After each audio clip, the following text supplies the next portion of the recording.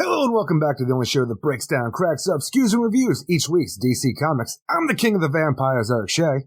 And I'm the purveyor of positivity, Jim Warner. And this is the Weird Science DC Comics Podcast, episode number 465. 465. I'm not the purveyor of positivity, Eric. I just wanted to throw that in there to trick you. I was going to call you out as a liar anyway, so I never bought into this. You.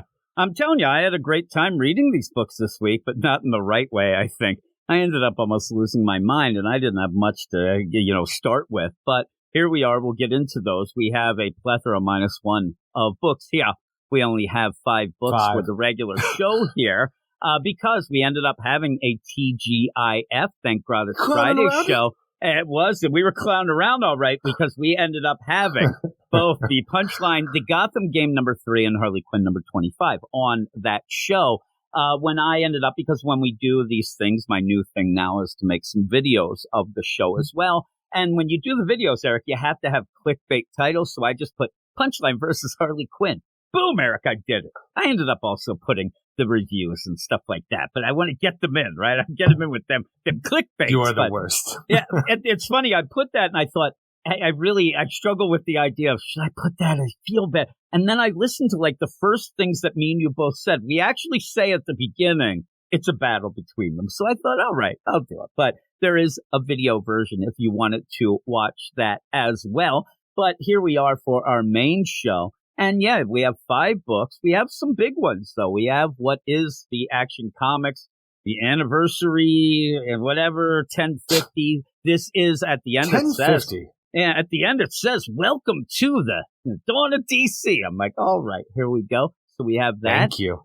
We have the ending of DC versus Vampires. I laugh because, is it, Eric? I don't know. We're going to have to figure that one out. Yeah, stepping stone right to my heart. When something ends on what feels like a cliffhanger, it's like, okay, it should just say never the end. Yeah, or the end?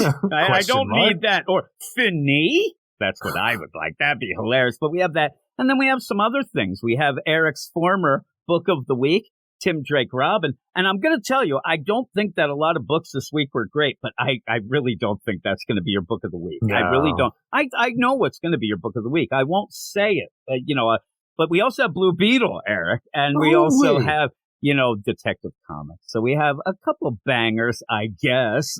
But the big thing that we talk about all the time is our Patreon. If you want to help support us going into the new year, we are recording this on a Saturday night. I'm hoping that we don't hear a lot of fireworks at any point. We usually don't go that late because people in this town are idiots. I mean, when we sit there, you say that. At one point, I'm like, is it July 4th? No, it's May 10th. They're just shooting fireworks off like assholes. Look, the thing is, they will wait till midnight tonight, but then you'll hear fireworks at any given time for the next 3 months. That is true. But yeah, same with the 4th of July. At points when we used to have that 12-hour podcast, we definitely would have been hearing fireworks and we would have been pissed off about it. But we'll be done before that. But still, for the end of the year, I do figure, and I say I'm the purveyor of positivity. I know that's a lie because I'm going to lose my mind. I'm going to cleanse out 2022 by getting really mad, I think, tonight at some of these books, or at least having fun. And then 2023 is the positivity as we get into the dawn of DC. I've heard that before. But one of the things, in 2021, don't worry, all can change. I remember back in 2018, I'm like, oh my, I think that this is going to be the end. I'm going to be positive.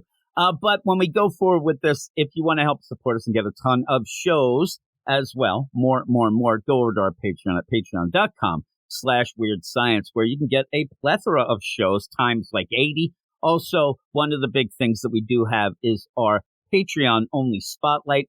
2 books picked by the badasses, the Get Fresh crew, each and every week. This week, they kind of picked some weird ones, but we ended up getting done. And these were oversized books. We got them done. We had some fun talking about them. It's John Stewart, The Emerald Knight, #1. I had to lean heavy on it. I mean, I leaned so hard on you there, we both fell over, I think. And then when we got up, we realized neither of us knew what the hell was going on. But also we had Tales of Earth 6, a celebration of Stan Lee. And I had fun talking about that. Even when I was editing it, I was listening to you talk about back in the day and how you were all pumped up for the Stan Lee Earth 6 stuff. And then it kind of slapped you in the face. So that was fun. Look, and if you I want was to young and naive. Yeah, and you still are. You even I was said in my 20s. you were talking about all these things about what would be on your pull list if you actually went to the comic shop and bought things, and you know there are all these nonsense things. This Tim Drake book is so bad, but you like it a little more than me, but still, that would never leave your pull list. It didn't matter. Yeah, really. This one, I'm telling you. But it would never leave your pull list. It's Tim Drake. It's a Tim Drake book. You would have the Young Justice Dark Crisis tie-in book. You would have gotten all 6 of those. And it's another thing, like you aren't just a, you're a completist. If you're there getting it, you're going to say, well, it's an event. It's important. You would have gotten, I think you would have gotten all those, Worlds Without a Justice League nonsense. No, I would not have. You don't think you would have? Would you have gotten at least one? Because I thought that was bullshit from the get-go. Okay. So now, the thing is, maybe I would have gotten the first one. You've grown, Eric. Well, the first one was Tom King. And so, yeah, that might have thrown you off. But you would have been getting these one bad days, though, right? These one-shot ones, because a lot of them, Penguin, you end up Mr. Freeze. You like these characters, though. The thing is, if I would have gone back, the things I love the characters, the idea of the one bad day, tying back to the idea of this is something to do with the Killing Joke, just for an insert cash register sound, I would not have bought this. So hopefully I would have gone back and gotten the Penguin because I did enjoy that, but I would have thrown these things away because how dare you? I actually, now, again, I'm not thinking of, 2001 Eric Shea. I'm thinking more about, say, a 2015 Eric Shea, who was buying everything and could not even force himself to get rid of World's Finest in the new 52. They were cool characters and cool books that had every opportunity to be amazing. They just never really reached that point. As two dudes just reading comics, it was as close to an abusive relationship that I've ever been involved with. Listening to you Teen Titans is going to get good. You're just telling me that it was not going to treat you bad. Oh, it's going to come around. It'll realize how nice I am. I can change it.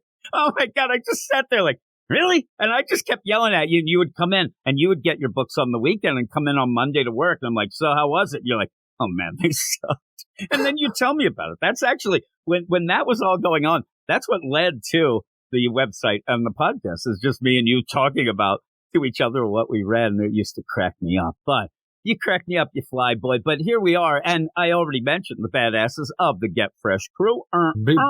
And here is their roll call, Eric. I couldn't find it on my list. They changed up a little bit of the thing here, but I don't have time to explain this.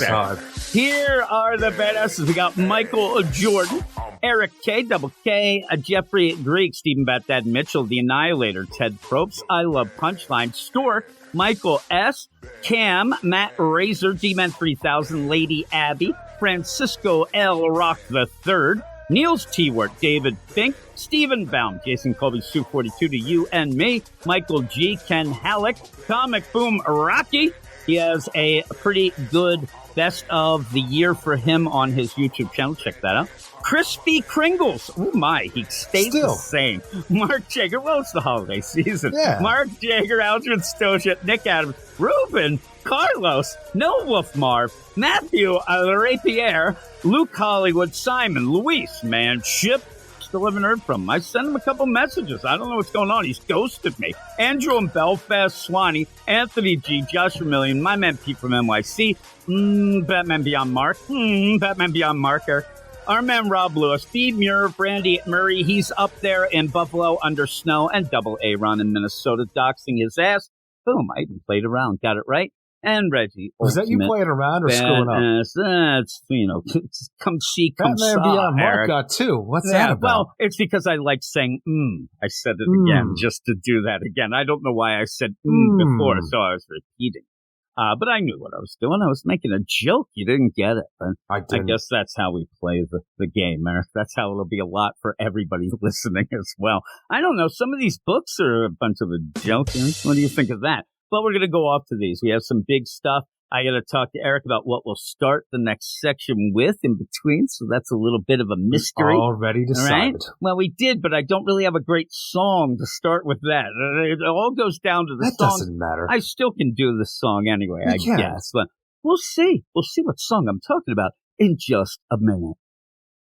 Yes, Eric, the werewolves are in Gotham. The Asmer's out and about. We have no idea what that is. There's a lot of things out and about. It reminded me of the idea where we did end up having Ra's al Ghul murdered, assassinated, killed, whatnot. Oh, Geoforce, why would you do such a thing? But in that, Ubu really didn't have much purpose to serve. So the idea that he ended up dying, Ubu, Eric. And then as I'm thinking about that, I thought, you know what? Remember, people were so up in arms because they thought that Flashpoint Beyond had spoiled the end of Dark Crisis because Ra's al Ghul was there talking to Batman in that about things that were going on and how's Robin, Damian doing and all that. That kind of got swept under the rug, and I don't even know what any of that means now. I mean, there's a lot of things we're going to talk about even tonight. I don't know what the hell they mean. But we're going to have a positive attitude, Eric. We're going to be here. We're going to be clear, and we're going to be in your face, is what I say. But we have books here that we have written reviews on our site for these things. If you want to check out the written word and the written review, I think that maybe a Ram V, he might like the written word. He likes to listen to himself at least write, I guess. But you end up going over to our website. It is Weird Science, DCComics.com. Check out all of those, and here we are, Eric, and we're making a change. Even though we ended up having the old Werewolves of Gotham song there, good song. We're going to change things up there. We're going to end up, and thankfully, I will give some props to Ram V. He ends up taking so damn long with his stories. I'll be able to play that thing for 3 years, I think. We're just going to keep leaning on that one. It's never going to end. But here we are, and we're going to make a change. We always have since the very beginning. We would say, and I remember when we first, I think I do remember, the first time, we never really planned things out. So when we started reviewing the book, started the podcast, I think at one point I might have said, well, what do you want to do? Start with Batman or something? And you end up, as you always do, you had to come in with your big Eric energy. You. Yeah, basically, in my mind, what you said, of course we're going to start with Batman. You goddamn idiot. Yeah, that's what I'm telling you. Jesus, what do you know? I can remember hearing this in my head of you going, yeah, really? Of course we're going to start with Batman. That's when the hearing came back after that backhand I gave you. Yeah, exactly. All this ringing going on. And so with all that, we've always done that. Batman and then Superman, if they're the same deal, which a lot of times they are. And action was always after Detective Comics because we're switching it up. You had said it, and I was thinking about it today as well. It's weird that it took us till now to do this because Action Comics has been so much better than Batman, and we kind of do our Detective Comics. We kind of play that game a bit of where the books lie as me and you with a little wink of what we thought of them or whatnot. But we are going to talk about Action Comics first. That screws up my song, I think, but you can keep that in mind for later. There's not really any werewolves yet in this Action Comics. We had Laurent. Yeah. He made me laugh. Remember when we had him running around? Isn't he out with Chase Cameron chasing the Moon Detective Agencies? Chase Cameron with that too. But I'm thinking of way back when we had a bunch of wacky stories, and I'm talking way back. And I'm thinking of, remember when we had that story with those mutant kids that were running around? Wasn't Laurent in that one as well? I'd have to remember what I'm talking about. I don't even know what I'm talking about. No, I'm not. No, I'm talking about at one point where I think it was Superman, and he had to save these monstrosities, and we laughed the whole time. I do remember this because that was all part of the DCYOU aspect of all the Superman comics that ran together when Superman was depowered. That's what it was. Awful. It was part of that. It was part of that Superman deal where he was good. Remember that? Where he's running around. We said that he was like, go that way, kids. Them from wrath. Whoop, whoop, whoop, and he was running away. Oh, my. That was great. Oh, those days. I actually ended up saying in the Slack that some of these books, especially Detective Comics, it is hearkening back to the golden age of the podcast where we would just come on and make fun of dialogue, go nuts about, say, Steve Orlando's dialogue and things like that. I think Ram V is getting around that way, and it might be fun, but we're not going to start with that. We're going to start with Action Comics, as we said, because this is the big book of the week. It is setting up. It's the end of an era. Yeah, it is. And it's setting up this new dawn of DC. At the end, it says it. And you see things being put into place, and I don't mind this, but really what this issue, more in my mind, is not an inventory issue, but more of putting things in place in the inventory to get things ready go fixing forward. things that writers have came in and destroyed, and we want to go in a new direction, so we have to set everything up, take an entire oversized issue to do so, to get us back on track with what people love about Superman. Exactly, and people seem to like this issue, and I like it enough.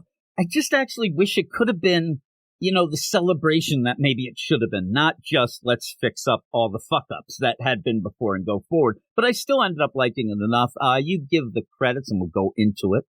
Action Comics number 1050, written by Phil Kennedy Johnson with art by it was Phil Kennedy Johnson, Tom Taylor, and Joshua Williamson with art by Mike Perkins, Clayton Henry, Nick Dragata, Frank Martin, and Dave Sharp. And in this whole thing, the idea that Bendis came out online and told us with the identity of Superman revealed that'll give us, 1,001 stories that we can tell. Yeah.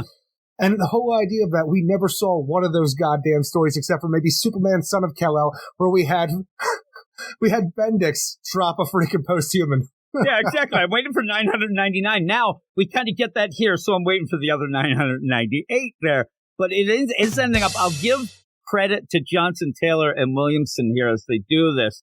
If it was me, I would have been throwing mucho shado over at Bendis. They do end up almost saying that he fucked Lois by doing it. But other than that, other than that, they kind of play it okay. By the end, we are giving Superman his secret identity back, and apparently if you ever do learn his identity, it'll give you a goddamn stroke. So never learn the identity of Superman at this point in time. But the idea out there that this screwed over Lois Lane, because no longer is she a Pulitzer Prize-winning journalist, she is Superman's wife. What about John Kent? We saw in his first issue of Superman Son of Kal, he had to be Finn Connors to try to go to college, and it only worked out for, the beginning of a day, and then it was over. At least now John Kent can go back and get his college degree. So we are setting things up so the family can have aspects of their lives outside of Daddy Dearest. Well, and you had that thing where Tom Taylor seemed to be setting up that he was going to have a story where the world was going to clap back at John for being bisexual, and now they won't know. They won't know that Superboy, or whatever he goes by going forward, is anything, because they're not going to be able to connect him with Jay Nakamura, it seems. So even when you have that where they really spell, who are you? What are you supposed to be here? Okay, whatever. It kind of fades away as it goes. It's weird. Sam the Satellite. And that's what it is. This is like if you were reading Grayson, when they end up, because Dick Grayson's memory was out there, they hit the Satellite, identity. It goes and does things. You end up having it recently with Daredevil and, the whole thing with Kingpin and stuff like that. So they do this a lot. There's nothing that feels fresh about it, but most people are in agreement that it's good to have the secret identity, because I agree. And here's the thing. You love when, and we have it in Blue Beetle, you love when the heroes have jobs. Yeah. To me, the idea of having the identity and things like that, all it ends up doing is nonsense. You end up, oh no, that person's getting attacked again. Oh no, that building.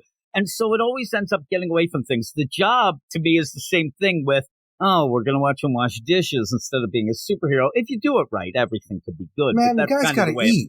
Let's go pay the bills. I don't mind it in Blue Beetle because you don't really do much. He's just doing, oh man, I messed up an order. All right, that's cool, go. But when you end up having he's trying hard. Yeah, he is. But that's okay. And actually, when we do have this, I don't mind it as much for a younger hero like Jaime. But when you end up where they're older and it makes me sad, Eric. I don't want to think that these heroes have to work it's always diners too. Really, because from what I heard as a kid, they don't check any paperwork at those diners. Only Clark Kent can stroll into Metropolis and become an award-winning journalist without any sort of credentials, right? Well, that's the thing, is I want to see Clark Kent to college years where he had a journalism degree or something along those lines, because I want to know how his ass got a Social Security card. Exactly. They're like, can we have your Social Security number? He's like, 1. He doesn't know, right? And there you go. But one of the funny plays in here, as they go through it, and it is Lex Luthor who is going to do this, I like the jealous play of Lex Luthor here of why he does it. It's not as nefarious as you would think. It's a vendetta. It is a vendetta. Now, I wondered what you would think when you're going to go fully with when we were growing up in Smallville. I mean, they bounce around with this deal all the time, and I like it just being one thing, and I like the Lex. I've never been a huge fan of Smallville. I like it. Not Smallville, but like Superboy, like in Smallville timeline with Lex Luthor being a part of the community and stuff along those lines. I've never been a huge fan, but we didn't talk about it, but Jeff Johns put it back in continuity at the end of Doomsday Clock, and now we at least get to see that it's still a thing going on in the DC continuity. Well, it's not something I agree with, or not agree with, but just not something I'm a fan of. I know, you're not I'm a fan okay with it because it's what happened in this continuity, and I'm okay with that. We're going to talk about it. I always sure. like it. It makes me smile. It makes me giggle. And when you do this, though, even with it already Doomsday, because some people will argue to this day that Doomsday Clock is its own separate thing, and you never know. But now we're at the dawn of DC. This gives me hope. That little bit where he says that, it's just thrown in there so we know a continuity. Gives me hope that we're going to start nailing shit down. We need to know this stuff. You can't jump around with it. And then you end up having this, all right, we'll go with it, whether it or not it means anything, if people think it's fun, whatever. But I do like it. But it really ends up being that deal that Lex was a loner. He needed somebody that was like him, never realized that Clark was like that. He was a loner himself, but never told him his identity and then told the world, and Lex is jealous. That's all it is. It's a very Smallville TV show about it. Yeah, and I liked it, though. I like this idea where you almost get that look because Lex is getting very, very dark. I mean, in this, Manchester Black, sayonara sucker, he's been doing stuff with Metallo and all this where we said, remember I said the last time we had the bit, I said he's a little more scummy than I like. I like. No, I agree. This whole thing that we have with Lex Luthor, because he even talks about his little stint with Perpetua during death metal and all. It was a death metal. Again, nailing things down. Yeah, it's death metal. But the idea of where we are now, because he spent so much time trying to tell folks that hey, that wasn't me. I screwed up Apex Lex. It was a thing that this creation goddess kind of did to me. It wasn't my fault. And then he spent all that time getting his billions back to the point where we're just going to have a vendetta Lex, who's almost to the idea where Manchester Black was his inside man for Superman and the Authority and everything that Superman did on Warworld. So now Lex has access to the Warworld alien technology. He has access to Manchester Black, who's strapped up here. And it's when Manchester Black starts talking crap about the idea, I used to be against Superman, and then I drank the Kool-Aid, and it turns out I actually like the guy. He's doing some good work. You want to know what he talked about you this whole time? He never talked about you. For all the vendettas you have, all these plans and machinations that you put together against this Man of Steel, he doesn't even think about you once. And this is the thing that makes it all right, fuck it, we're going to make sure that I'm the only one who knows that Superman is who he is. The rest of the world can forget about it because this is going to be my power. And ultimately, it seems like a weird situation, though, because like I said, he went through all this stuff to become Lex Luthor again, have his company back, all his billions of dollars, and even the idea when Superman shows up and he wants to know, what did you do, Lex? Why did you kill Manchester Black? All of this stuff. And it almost seems like the idea he wants to go back to being Super Lex again. That's what got me too. And I was telling you beforehand, we were talking about things, and I said, some of this all seems like been there, done that. And I said, there's something else I'm forgetting. It's the Super Lex stuff. Yeah. It really feels like that. I wish that if you're doing that, I wish he would have fully went with it, saying, listen, I really like that. People like me. I love Super They hate Lex. me now. We loved it. And remember, at that point, there was even that little play of him almost finding out John was, John, and he kept on remembering. Apocalypse, You even brought it up, and till this day I remember, and it actually is funny because as I read more, it was the Norman Osborn effect. Every time Norman would about to find out something, he'd get knocked out, and that's what happened. Lex kept getting knocked out, which is always a fun play. I will say something too, in a way where I said that I'm surprised because I would have really, dissed Bendis some more. I actually, as I'm looking at this, realize, and I don't know why I didn't realize it before, but the Lex that's bringing back the identity, or, secret identity, it's Bendis. I mean, at one point where you have him laughing and he says, thank you, Manchester, it's fully drawn from a Bendis picture that I've even seen. So they are kind of giving, maybe it's props. Hey, he's the one who took it away. We're going to let him give it back. I don't think that Brian Michael Bendis has ever looked that menacing in his life. No, I don't know what you're talking he might. about. He's a nice guy. I mean, everything that we say about it, but it's also in a wink, wink, too.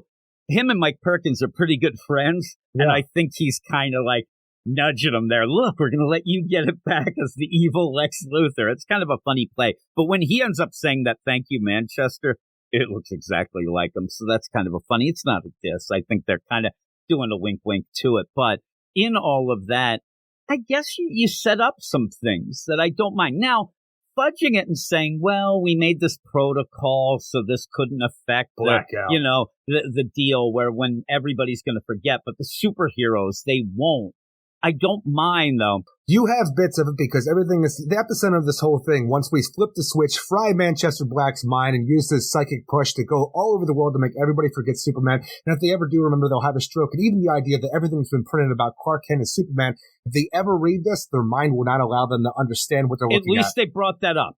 And we talked about it on the it. satellite with Nightwing. Like that shit's all over the newspaper. How are we going to make people forget that Nightwing is Dick Grayson? And so at least they bring it up, and it's like one of those things where your brain, changes things that don't make sense for your brain, and that's the deal. And okay, I'm fine with that. I don't think anybody's gonna complain about getting the secret identity back anyway. But at least they're covering the bases. But our loopholes in the situation was that everybody is going to the Kent family farm for dinner. Jay Nakamura, the Kents, everybody who you care about who would know Superman's identity. Since we have that psionic shield that blocks telepathy, telekinetic, all that, everything that Batman talked about, when that pulse goes around the world, wiping everybody's mind of Clark's identity, everybody's inside of this bubble. They're all safe. They all know, and they're protected from this going forward. Everybody in the Justice League, they have a Martian Manhunter telepathic blocker set up in their mind, so everybody on the Justice League knows that Clark is Superman. Then I just sit there and I wonder after the fact, because we have all of these characters, let's just say they're off planet. Let's just say this, that, or the other thing. Like, there are so many people that would still know that Clark Kent is Superman who aren't affected by a bubble at the Kent farm, who don't have a Justice League telepathic blocker, and who just might happen to be off planet at this point in time. Did you know that Martian Manhunter put a telepathic blocker in all of the heroes to make sure this sort of thing didn't happen? Because do you think they do? We're starting to get to where I think somebody's going to be like, what the hell are you doing here, Martian Manhunter? Identity crisis? That's what I was thinking. It's identity crisis, the whole deal where you could play something off of it. Like, we didn't know that this was going on. Like, I want to imagine, like, a newer hero, say Sideways. He's on the scene. He helped in Dark Crisis. They're like, by the way, got to go in this room here. We want you to meet a guy, this Martian Manhunter. Here he is. The thing is, I don't want to say it's a telepathic blocker because that's like saying, look, our heroes' minds will never be taken over again because that shit will happen day after day. But I want to think that it has something to do with the Martian Manhunter telepathic comms that they have all set up whenever they're doing something Justice League-y. But then that's weird. Like, you take it out. It's weird. And it seems a little sus in my mind. All we have is Martian Manhunter. We have Martian Manhunter being Quato. Like, he just go off to the room. We're all hanging out, like, open your mind, Justice League. And all of a sudden, have a psychic connection. Holy shit, Clark Kent? Really?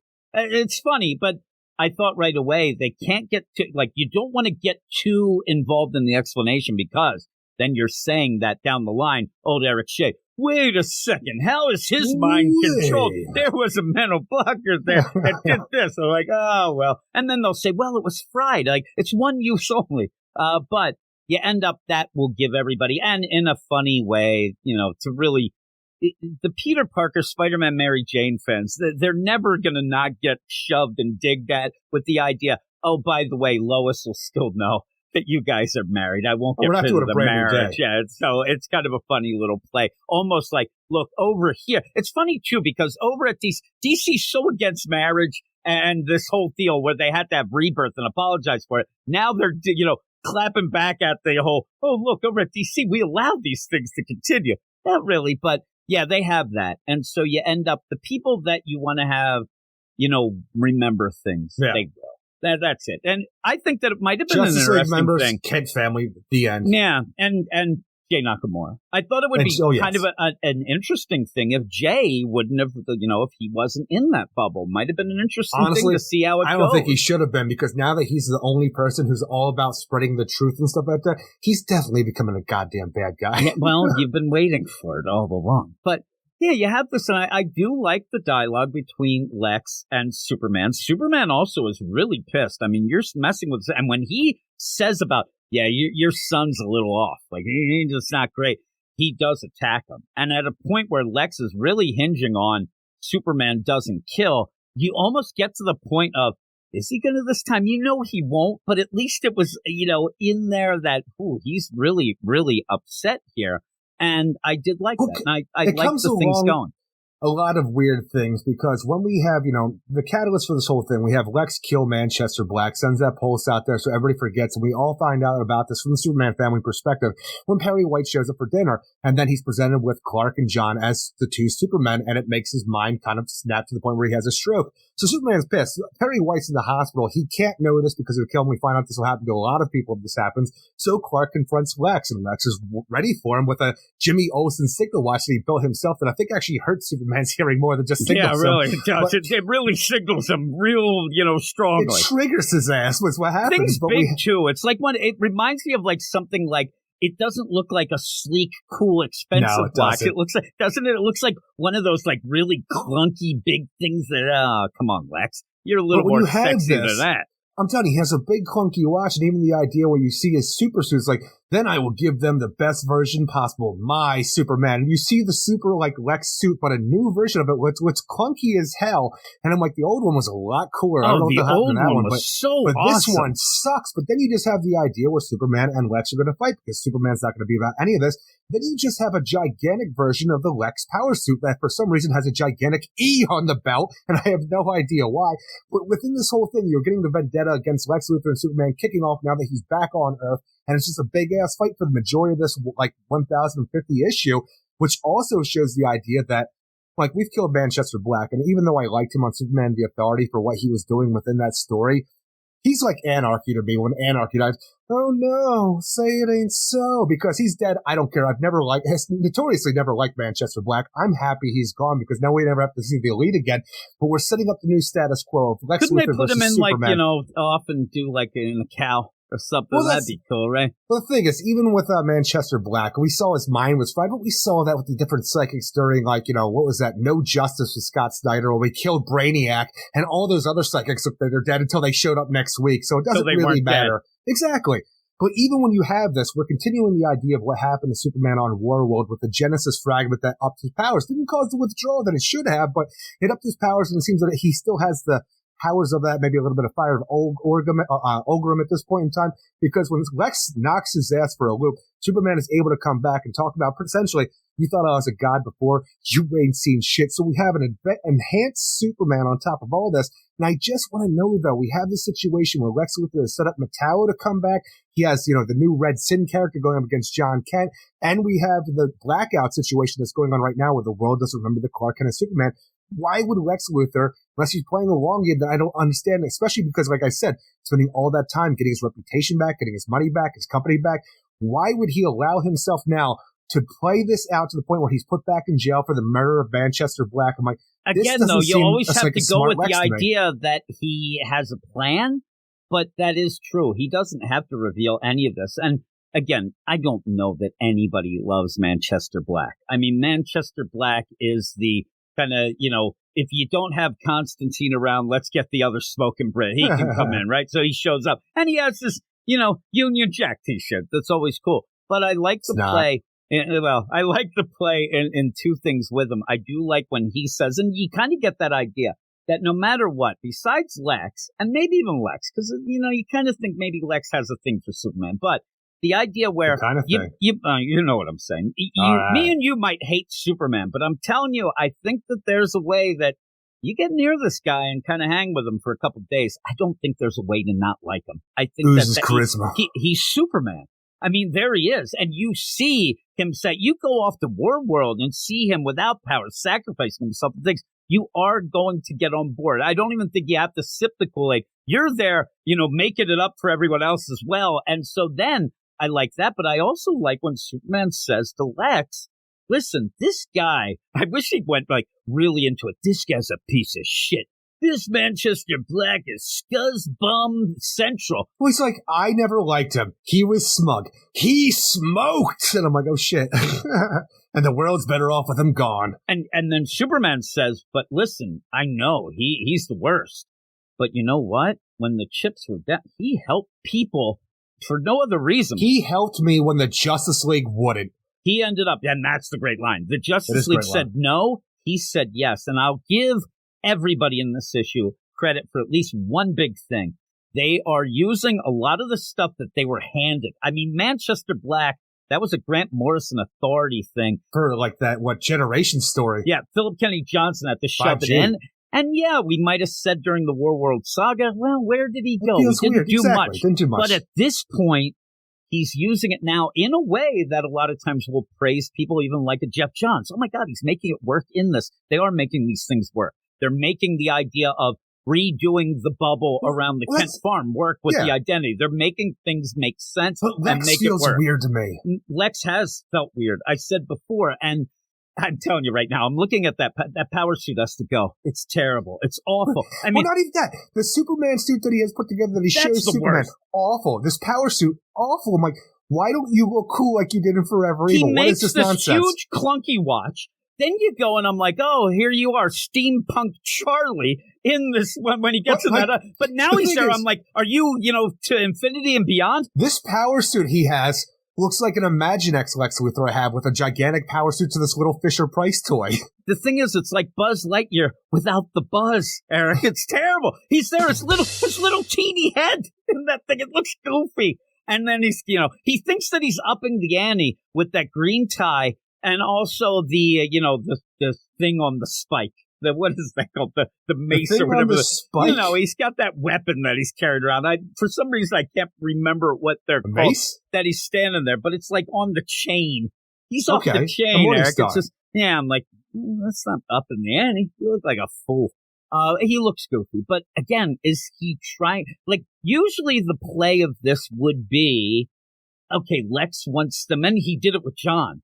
And Bendix did as well. He wants to do something to make Superman look bad while he's doing it. So, no, he's just in jail. This is in jail, and it's kind of confusing why. And also, if you go through, and I saw some people, I thought that the art at points was good, but it's very uneven in my mind, and I don't love the styles together. Clayton Henry, who I usually like, he's the one who does like the cartoony parts of it. And me and you were talking, he does real thin bodies and faces. The thin face, bug-eyed Superman bothers me. Yeah, that doesn't feel like Superman. But then when you end up getting, and we actually were enjoying Mike Perkins more as we got some of the things that he did with Bendis and things like that. But you end up with here, there is a part where he even goes and it's Henry Cavill as Superman. There's a one panel that looks like that, and he seems to be, giving some people some wink-winks. It does. It looks really good. I don't know if I love it for a Superman book. It's a real gritty style, but what we get in it is pretty good. And then, you're going into this, and everybody probably is reading this thinking, they're not here to say, okay, what are they going to fix? You want to see what's going to go forward and how things are. And I think that maybe you could have done it in a different way where we could have saw more of like, hey, this is definitely Joshua Williamson, and this is the bit that he's going to do, 6-7 pages, boom. Or this is Tom Taylor. Like, you end up seeing the John Kent stuff. It's just like a page and a half. And I wanted more of that. John I actually has his wanted to see identity back, more. and he digs it. He thinks it's great. He's like, that's John They without don't know the who H. I am, and even at Starbucks, they write my name on my coffee wrong. They put an H in there, and he's like, this is the best. It's like such an old joke, but it's okay. But the stuff they're fixing, they're setting up Lex as this evil, but then he's in jail. We'll see what that goes with. And that's the thing. With Lex Luthor in jail, we know they're coming out of what he called the blackout, which is everybody not knowing Superman's identity anymore. We have Red Sin going to go on for some John Kent stuff, and we have Metallo showing up to go against Superman once again. So I like all that. I just wish when we had the Metallo, which is our final story in this 1050 Looks issue. like Wrong Turn a little. If Wrong Turn was in shape, it'd be pretty much Wrong Turn. But I really wish that part of the story would have been the first part of the story, just because it's been something that we've been dealing with in Action Comics, and it just seems like it takes place earliest because Lex Luthor's he's in a suit as a hologram. He doesn't need to be there, but now that he's in prison, it just feels odd.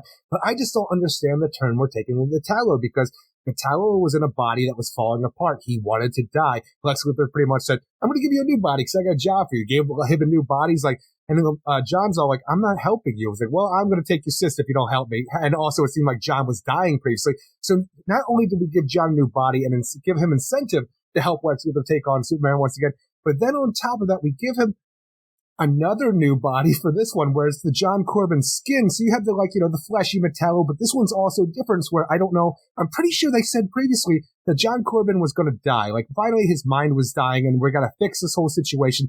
But we give him another new body where it's the human fleshy stuff. but it also was the version of him where it's the first time forever that he could actually touch things. Like whatever this new body is, he has physical sensation. He has all his senses that he never had previously in his other metallo forms. I'm just wondering, though, we gave John Corbin this new body. We're going to send his ass out with his kryptonite heart to go take on Superman once again. But with all these new senses that he can feel, that he always wanted as a new body to actually have a human, like, all the senses that a person would have. Is he going to feel all of the pain when Superman kicks his ass? Yeah, I think he would. I thought you were going to say, like, now he's just got what he wanted. And he's just going to go off.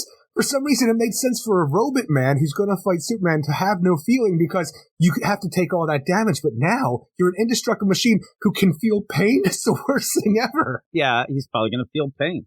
And then it'll be, I'd love it where he starts fighting Superman. He's like, this shit sucks. Like, I really don't like this. Honestly, he is not passing for human. As soon as somebody sees this face of him, this mole man face he has, I'm telling you, the thing is, I don't mind the art, but for whatever reason, this John Corbin face is awful.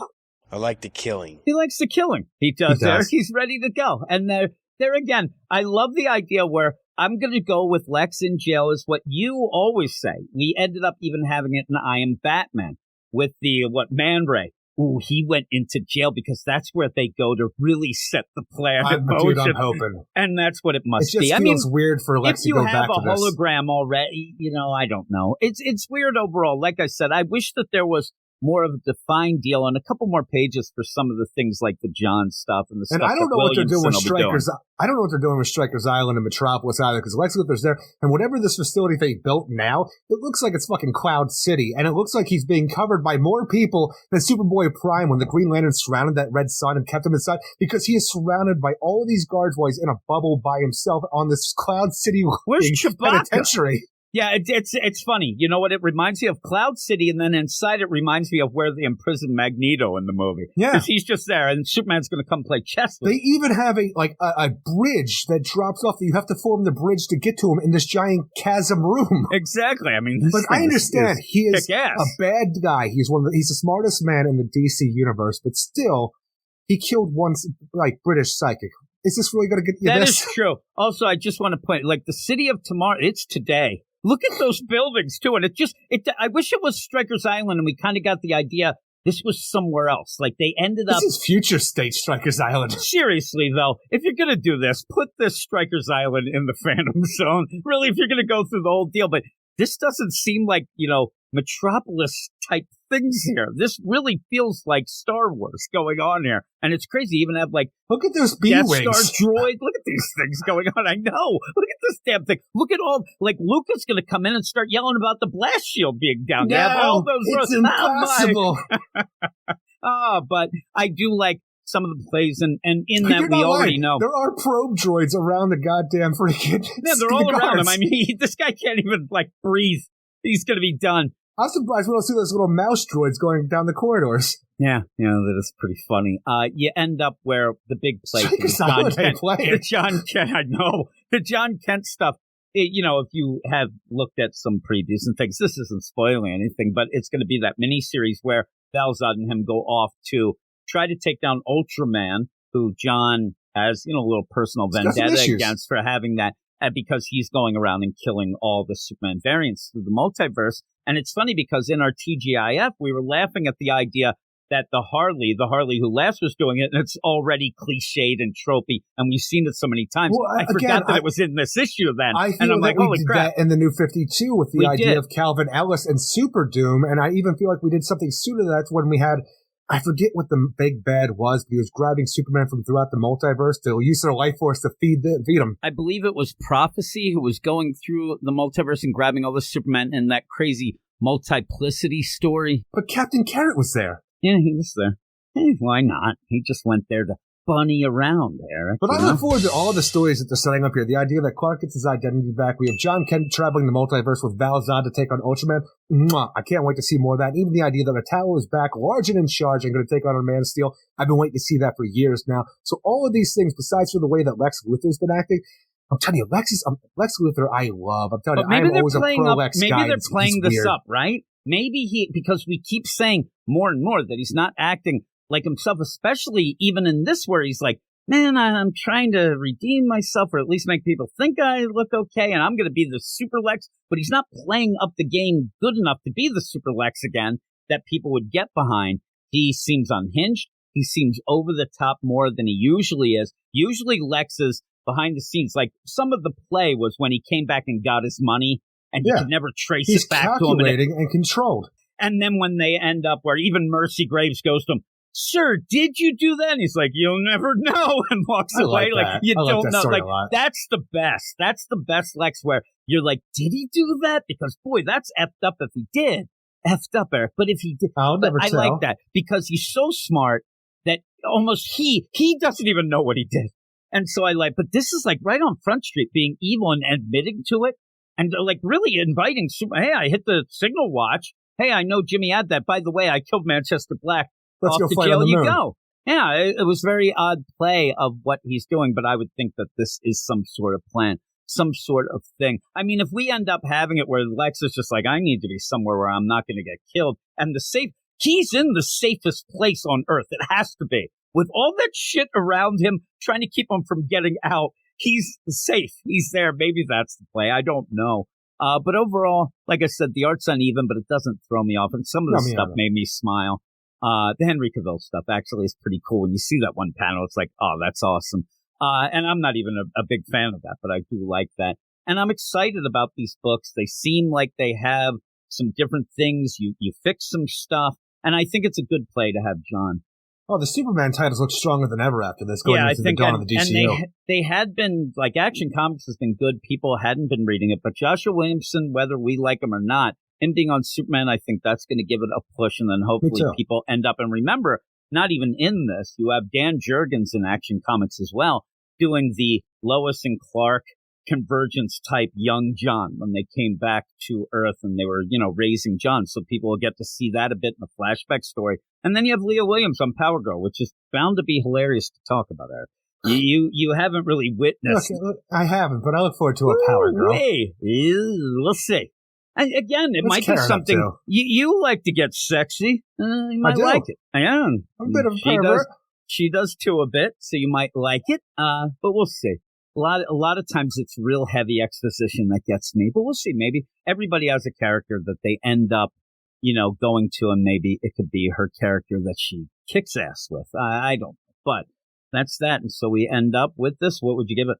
The thing is, I like this issue a lot. Everything that Lex does in this book, besides for killing Manchester Black, because it's about time somebody did it, everything about it, though, throws me off. I like what's going on with the aspect of, like, setting up the new status quo for Superman throughout this entire book. Even Superman fighting Lex is fine. It just doesn't feel like something that Lex would do throughout. I hope there's an explanation later down that this is the long game that Lex is playing. But right here, it just feels off. But I look forward to the future of Superman and all the ongoing titles that we're going to get. But this is just a 7.5 out of 10 for me. Yeah, I think it's a solid 8, Eric, is what I would give it. And I would have went a little higher if if I got a little more of all the stories kind of spelled out, where I could get like, ooh, Joshua Williamson, he really knows super, because you barely know what's going on. You could kind of glean what is like, okay, John walks into it sounded like a joke I was setting up. John walks into the Starbucks. That's Tom Taylor probably writing it, feels like him and whatnot. But overall, I wish that you had more definitive things of, okay, this is Joshua Williamson, what he's going to do in Superman. This is this. So, but I'm interested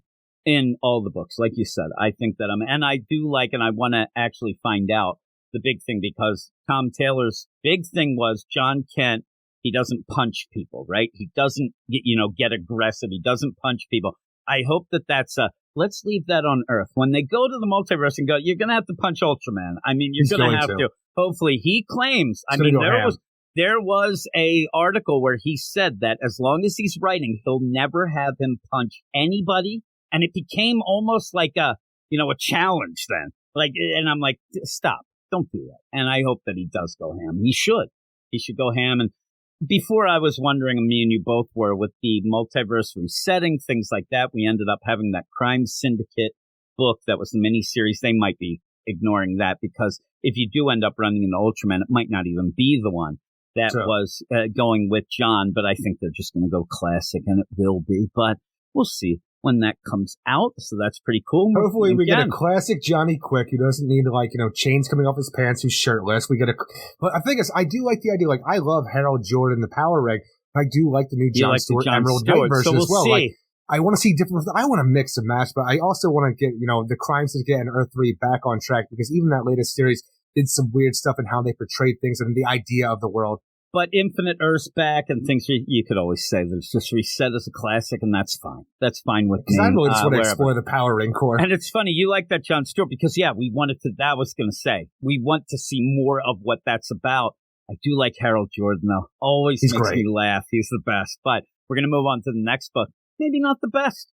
No. Detective Comics number 1067, written by Ram V.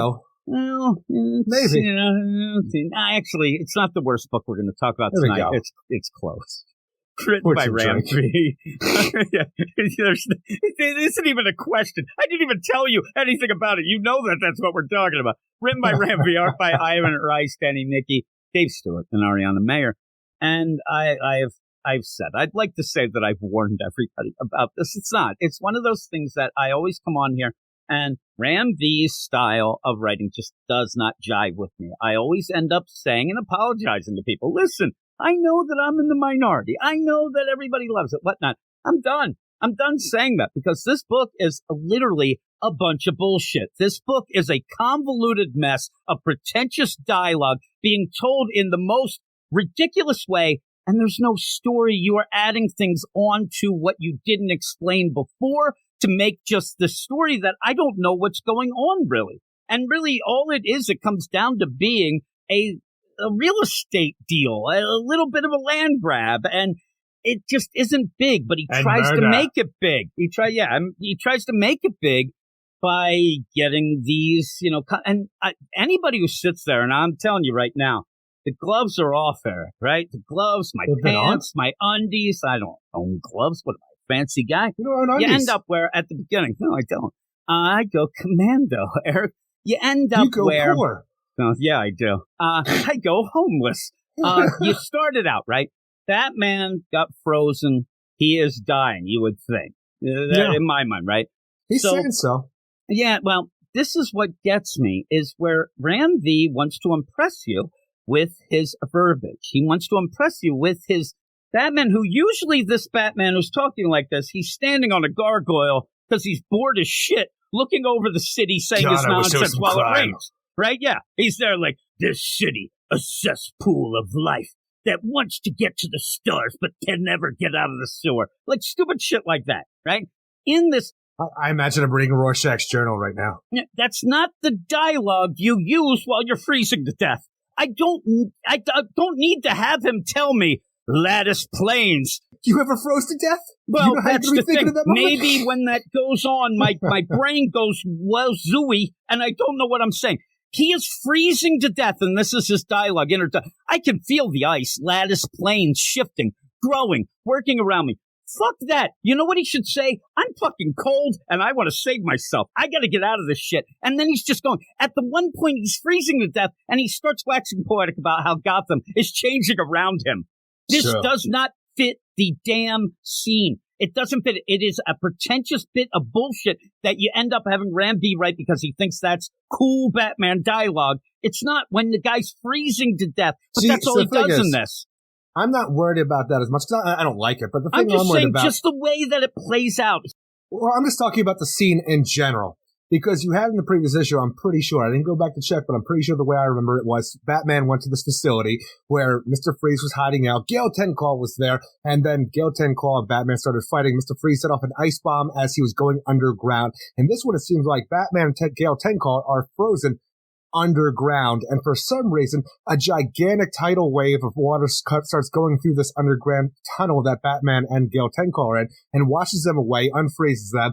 Gale Tencall, he's fine, but Batman washes away till Mr. Freeze finds him and then sticks his ass under a hot lamp for a few hours. And I'm like, is this the progression, though? Is this where we left off previously? Because it feels pretty weird. My play here, though, is, again, you just said it. You end up, and just, again, allow me at this point, because this is getting Steve Orlando-esque, where the out loud is the best, but he's freezing to death.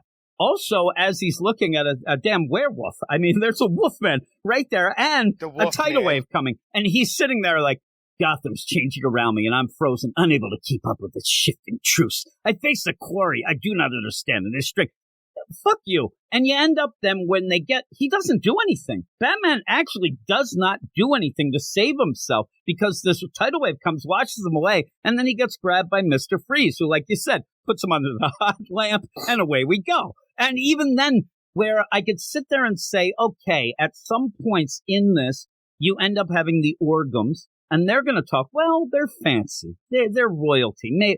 Everybody talks the same way. Oh, they yeah. all talk. Mr. Freeze says things in this that I know he's a smart guy, but I've never heard him, talk like this. And everybody's over I'm the just top happy to the that point. Ranveer remembers that Nora's awake and Mrs. Freeze now doesn't need Victor's cold ass. And, and he's making up his little, menagerie of The thing frozen is, ladies. That's okay. He's a bit of a simp there, and he's not going to be able to let go of this whole thing. It's like, oh, my wife, she hates me, but you know what doesn't hate me? This ice sculpture I've made of her.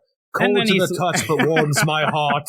I was going to say, he goes, oh, you cold bitch. What's going on? And then he gets the heat lamp so that it can look like what's the matter? You're crying. I also like the idea, is it though, because you left me? Obviously it is. You made a mistake, Nora, but I forgive you. That he's like, I get you, Batman. The Gotham City is your Nora. Batman's like, listen, don't get me involved in your shit. Like, really? Maybe one day when Gotham City is unfrozen, Gotham City won't need you anymore. Did you ever think of that, the Batman? What do you think of Batman? But he's there, and that's actually, while the dialogue, I think, is of the book. I don't care. It is the best part. Because then Mr. Freeze is taken off the table. He's no longer a threat. He just wants to live underground with his Nora sculptures and be left the fuck alone. And you know I what? like the idea. He says fine. that to it's Batman. Please leave me alone. Do me a favor. I just saved your ass. You could repay me by just leaving me alone, and I won't do anything. I'm down I'll here be with back for your ass, Victor. And the idea, I'm telling you, Batman's like, this guy's going to go. Like, eventually you're going to get a little tired of these ice sculptures, and you're definitely, in my mind, going to go try to find somebody to replace. Like, he's going to go to Professor Pig or somebody to try to make what's some another name for ice? shrine. Diamonds. Oh, my. It's time for a heist. Heist like a wedding. You end up where you have this big press conference. And again, you get this, and I don't know exactly. You have them where the Orgums have bought the land for Arkham Asylum. They made it play out as if this was oh my God, can you believe it? They end up, nobody cares. It's Arkham Asylum. They're not even doing it. They have a tower, which seems to maybe be forgotten about a little, but you end up with this. I don't know what they're talking about. He's there. Oh, we're going to make Gotham better. This is a thing my father taught me. I did this. And we're going to have the Orgum place, but never say what it is. I don't know what it is. I'm not either. It sounds crazy. I don't even understand the progression of this, because I swear it seems like they've started construction and it's about to be done for whatever reason, even though Batman was just at this press conference with Bruce Wayne, went off to go find, Gail Tencall and Mr. Freeze, and now he's been frozen for 6 hours, and now all of a sudden, Prince Orgum is showing up at Bruce Wayne's house, and this progression feels really off, and I have no idea how long things have taken. I ended up sending you a message, and I said this week, it's one of the things I say a lot, but I actually Prince said Arzen, that's what I meant to say. Yeah, Arzen. I said this week, these books have weird progressions where I don't quite get, almost like pages are out of order, things going, and Arzen's talking, and I said to you before we recorded, here's my play on the whole Gotham City deal, right? If you're smart enough to understand the words coming out of his mouth, you're too smart to live in Gotham. You would have left, because this guy is talking so flowery and over the top. I don't know what he's saying. I don't think anybody in Gotham knows. And it's just played out where, okay, I kind of see Nakano there, but he never says anything. Nobody even knows what he's just kind of with. Renee Montoya, what she think of all this. Nobody else is involved. It's just these, Orgums who have bought the land that they said they had a deed with on Arkham Asylum, and they're going to rebuild. That's fine, because they should. But what are they rebuilding? Because we have the Orgum place that he's talking about, and the thing is, everybody was all up in arms that we built Arkham Tower in Gotham proper, right in downtown. That worked Arkham out, Asylum, right? That was out in the boonies, in the woods, because that's where you want a criminally insane mental hospital to be. Who is driving out of their way, except for maybe if it's a buffet and you'll show up to go to this goddamn Orgum place? I'm sitting there. Really, I'm there, Eric. An hour and a half, I'm there. And it says, on the land that was left. Most people in this are probably like, this shit's haunted. I'm not going. Better be a haunted house. It better be a haunted attraction. Now, here's the thing, though. Built on cursed land. What are they doing here? Because I thought originally, okay, they got that device that they had to dig up from the 1700s. Reality engine? Yeah, was that why they bought it? Because they could have just snuck on. Nobody's doing anything at Arkham. They could have just snuck there and done it. But in this, we're going to make this Orgum. What is it? Is it a mall with a skate rink in the middle? Is it, is Sounds it pretty sweet. Yeah, it would be kind of cool. I mean, it's like Mall of America, right? I know that they exist. I just wish I would have had a fucking mall that had a skate rink in it, because that just sounds amazing. So where, though, is there where somebody's like, excuse me, like, this is like an hour out of the limits. I just want to mention that somebody just shot off fireworks like an asshole, Eric, and we're not anywhere near. So we're here, though, but they're there. Like, hey, excuse me, Prince Arzen, what's going on? Because nobody's going to come an hour out of town to do that. He's like, but we have a 3-bit movie theater. It's an IMAX movie theater. I don't know what this place is. I just imagine it's going to be like, Dick Grayson's Haven and Bloodhaven. Just a place that's going to be a gentrified part, but it's in the fucking woods outside of the city limits. And in that, I'm looking in the back, it looks like they're making a steel mill. I mean, in the back, this looks crazy. Good old Gotham Steel. I don't understand it, because he's not explaining it. These people are out there, they're pissed off, right? They had to trounce out there. Yeah, we have the Oregon place going on. We have the I was going to say Arzen, but the Asmer going on, which goes in your mind, and I think from what I gleaned from this issue, allows you to read people's minds once you put the Asmer in. We got Wolfman's. We have a reality engine from the 1600s that is shaping reality, but fucked up by a Batman back then, so we're always going to have a Batman and a Two-Face now. We have all that going on top of all this stuff where we have Psycho Pirate-esque Medusa mask for all of the freaking, like, the hench people of the Organs to go around and do their shit, which psychically pushes people to do what you want. Even though we're still giving them money properly, we're going to make them kill themselves, and I have no idea. They always overpay. They like throwing money around, right? We have Wayne Enterprises, who owns a lot of the low-income housing in the Narrows right now. Even though Lucius Fox owns Wayne Enterprises, they're keeping this whole thing up because it's part of the Thomas Wayne and Martha Foundations of, like, helping the needy in the city limits. The Organs want us because we've used Two-Face to try and, Gail Tencal to try to take out all the organized crime in Gotham, or at least the lower level stuff, because we have all this organized crime still going on in Catwoman, but we've taken out a good portion of it. Now we got to get rid of the poor, and we got to take out the narrow. So we're going to legally buy the properties from Wayne Enterprises. We're going to tell the people who are in charge of the realty, look, you're going to take the money, and then you're going to go off, and then you're going to murder yourself, because this is what us Organs do for some reason.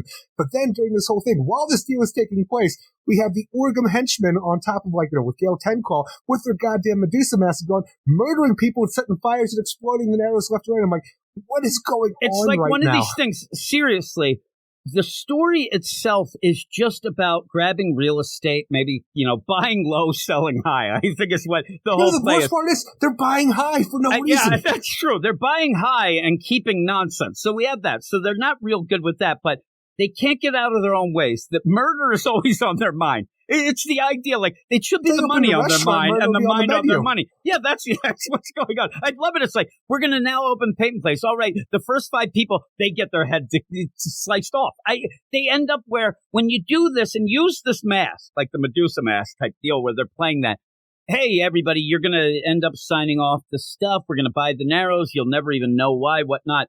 You didn't have to go the next step about that murder and the suicide, because all of a sudden everybody on the board of directors, somebody's going to look into it. That somebody will be Batman. So that's crazy. So we got why these go crazy that far? masks, though. As we open this up, we have 4 masks.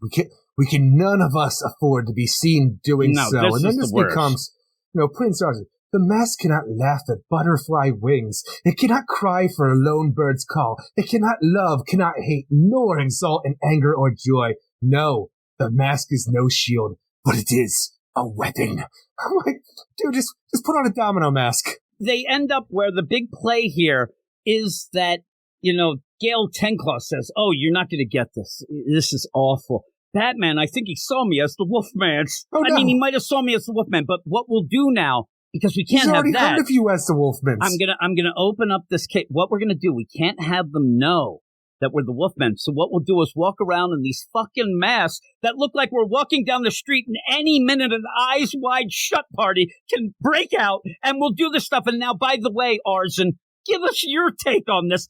When he says the mask cannot laugh at butterfly wings, I'm out. I'm sitting there.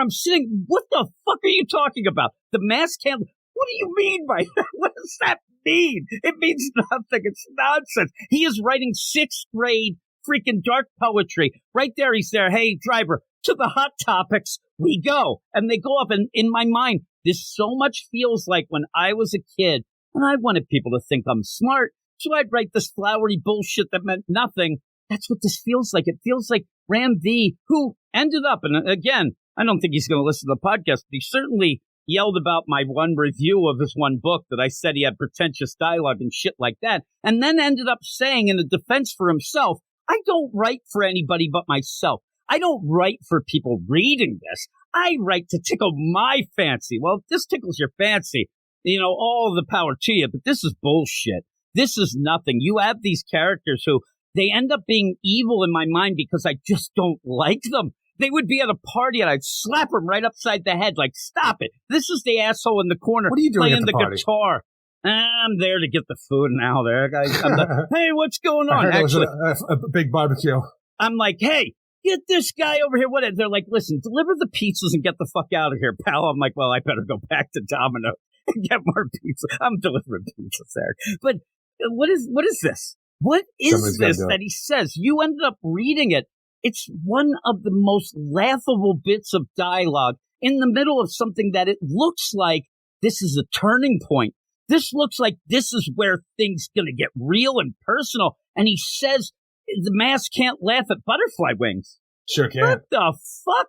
I'd be scared if it did. First off, it's a mask. You can't laugh at shit, right? So I know one thing, though. I could laugh at that dialogue, and I did. I thought it was hilarious. But then that's when you go back to Freeze and Batman talking about Nora, all these things. But then just in the middle of it, you end up freezing. Like, you know what else you can freeze? The asthma. And he throws this bottle over to Batman. I still don't understand what the asthma is. Here it looks like it's a bunch of, like, weed. I think that all that is. They're just smoking fucking pot through this whole thing and getting high. Right? He's like, hey, I froze this. Try it out. It's a good strain. Not a lot of stems and seeds in this bitch. But yeah, and he's like, here's the... And then Batman's going to go off with this. And look at him all dejected. Like he's going to cry because of Nora. Oh, man. Even the idea outside of Nora, we're continuing the idea that it's old man Batman who doesn't have it as much as he used to the point where he's been out and Mr. Freeze could have killed him, but he didn't because Mr. Freeze doesn't want to play that shit anymore. He just nursed him back out. So even the idea that he has all this going on, I'm still trying to wonder how the League of Assassins plays in any of this because we haven't seen hide nor hair of them since, we didn't mention them. How many loose strings are going on here? There's Batman so just many. leaves. He goes back to his freaking brownstone and just hangs out until Arson shows up. Like, hey, you want to continue that conversation? I'm like, not really, but I guess you're going to invite yourself in until I get a text that the narrows are exploding right now.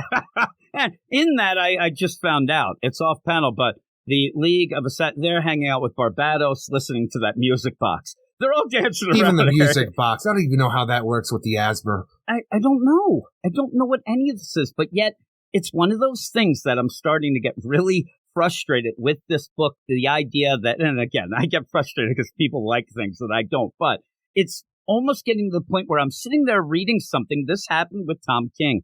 And if you like him, whatever. But at the beginning, it was at the beginning of the War of Jokes and Riddles, where even before that, even that Swamp Thing deal, but more Jokes and Riddles, where I lost my mind and I ended up on the podcast talking about it and was shocked that nobody, and I'm not saying you, I'm saying then other people, listeners and stuff, that they're like, we don't see it. This is really, and it's just like, you can't see this. You can't see through this bullshit because that's what this is getting to be. There's not a real story going on. It's convoluted. It's not explained. And then in the meantime, you're just talking nonsense things because just piling concepts on top of each other without furthering the story, in a reasonable way that lets the reader know what's actually going on. And remember what we said a lot about Tom King and his writing. A lot of it seemed that people would read an issue and then just blank slate, go to the next issue and like, oh, I like that. But nothing ever really connected as well as it should. You had some things going on, even within an issue. And I'm starting to see that here. I'm starting to wonder, are we going to get back to this other stuff? And this is Ram V, who everybody loved that Swamp Thing. By the end, seriously, that was hardly a full story. You ended up just adding things. All of a sudden, you got the avatar of the nuclear blast, and we're going to get this. Trinity. And you have, Trinity, which you ended up adding and never really did. This is what this is. This is nonsense. I mean, you have some really cool ideas that it felt like a real horror story at first. Now it's just a shit show. It's a horror story already for me, Eric, because I like Gail Tinkle, a real interesting concept, but then you convolute and muck that up. He's the Wolfman, but then he's got the asthma, and then he's doing this, and he's got a mask, and he's doing that. I just want to know the thing is, he's like, we can't let anybody see us do this. I'm saying though, we can't have anybody see us doing this, but you also can't be a Wolfman, Gail. I don't understand why not, but whatever. Yeah, I love the idea. We can't see anybody do this, so I'm going to get this weird-ass kabuki mask on so they'd see that. I'm like, I kind of see in a weird-ass kabuki mask. Which is weird, this idea with the mask, because we started the series out with Two-Face trying to be Harvey Dent and, like, leave Two-Face behind, who was wearing that half-gold, like, Phantom of the Opera mask, and I'm like, what is this infatuation with masks in this story now? And it is, and really the play here would have been cool, but unfortunately it kind of shifts to that tower. If they actually just wanted to get here and one of them had the Medusa mask, now we're talking. Now this is a story. Okay, that makes sense, and that's something cool. But then you just like fudge things up, and I think that I don't know. I mean, it's just weird. Like the one lady's mask, she might as well be the 10-eyed woman at this point in time. Yeah, like, she is. She has Manchester Black Powers and 10-eyed fucking mask. I love this. It's like, and this happens a lot in comics, so it's not something you can really lean on a lot. But in this, I will, because the idea, why didn't they just put these fucking masks on the minute they were in the bay? I mean, she's able to control whoever. Just do it then. This is like, almost feels like the last second, oh my God, Hail Mary, but they're not really that threatened. This all ends up being, I think Batman might have seen me being a werewolf. You know what? Batman's seen a lot of crazy shit. I don't think Batman trusts any of you assholes anyway, but still, you end up having that, and then you have that play where Arzen comes over, and he's talking to Bruce. Oh my God, I love the city, and my dad died early too, and oh, you know, we're just alike. I like when he's talking like, well, Mother, I think I'm going to go do something I've never done before. I'm going to try to make a friend. And then goes to Bruce Wayne. I'm like, what are you doing here? Like, really? Mother doesn't like me being nostalgic about Daddy. Yeah, really. Yeah, there was that, too. That whole play. And like, I know, Mother, that you don't. In that speech, he's just, Daddy this and Daddy. My dad told me this story once. I didn't understand it, but I'll tell it to you because it seemed real cool. Here you go.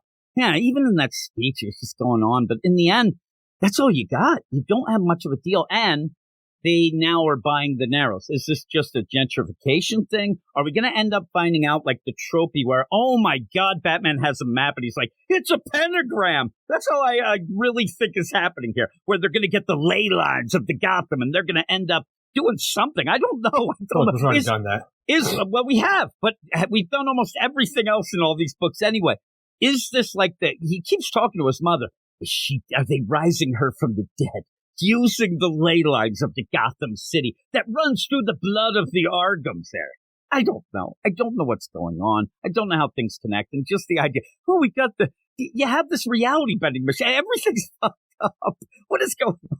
This is Detective Comics. Holy crap. But yeah, by the end, I just like, really? This is what we're doing. And then again, at the end, I love this play. Just one last thing as we end where Arzen, he's confused. What would you do? What would you do about, Gotham and rebuilding and things? What would you do there? And then as he goes, he actually answers the question. And this is Bruce Wayne. But to answer your question before you go, do you begin? In the shadow places, at the most desperate hours where the glorious are loath to tread. So people may yet turn to the sky and draw hope, even from the darkest night. You're like, what the fuck are you high? Are you fucking nonsense? I can't come up with a sentence that high or sober. That's just answer. Yeah, really. I get it. I'd be like, duh.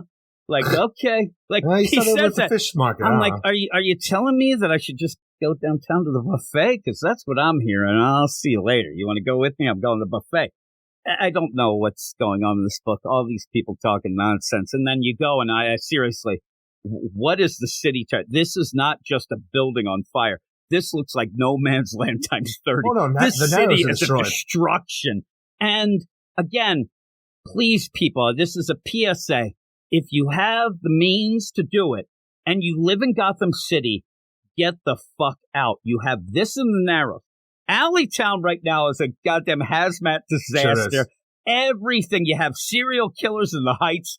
Get the fuck out of town. I mean, the most sane place to be is under the ground in the thing with Mr. Freeze, making his ice sculptures. Go down there. That got them underground. With, I was going to call him Edward Ice Hands. Edward Ice Hands. Making his sculptures. Making his sculptures.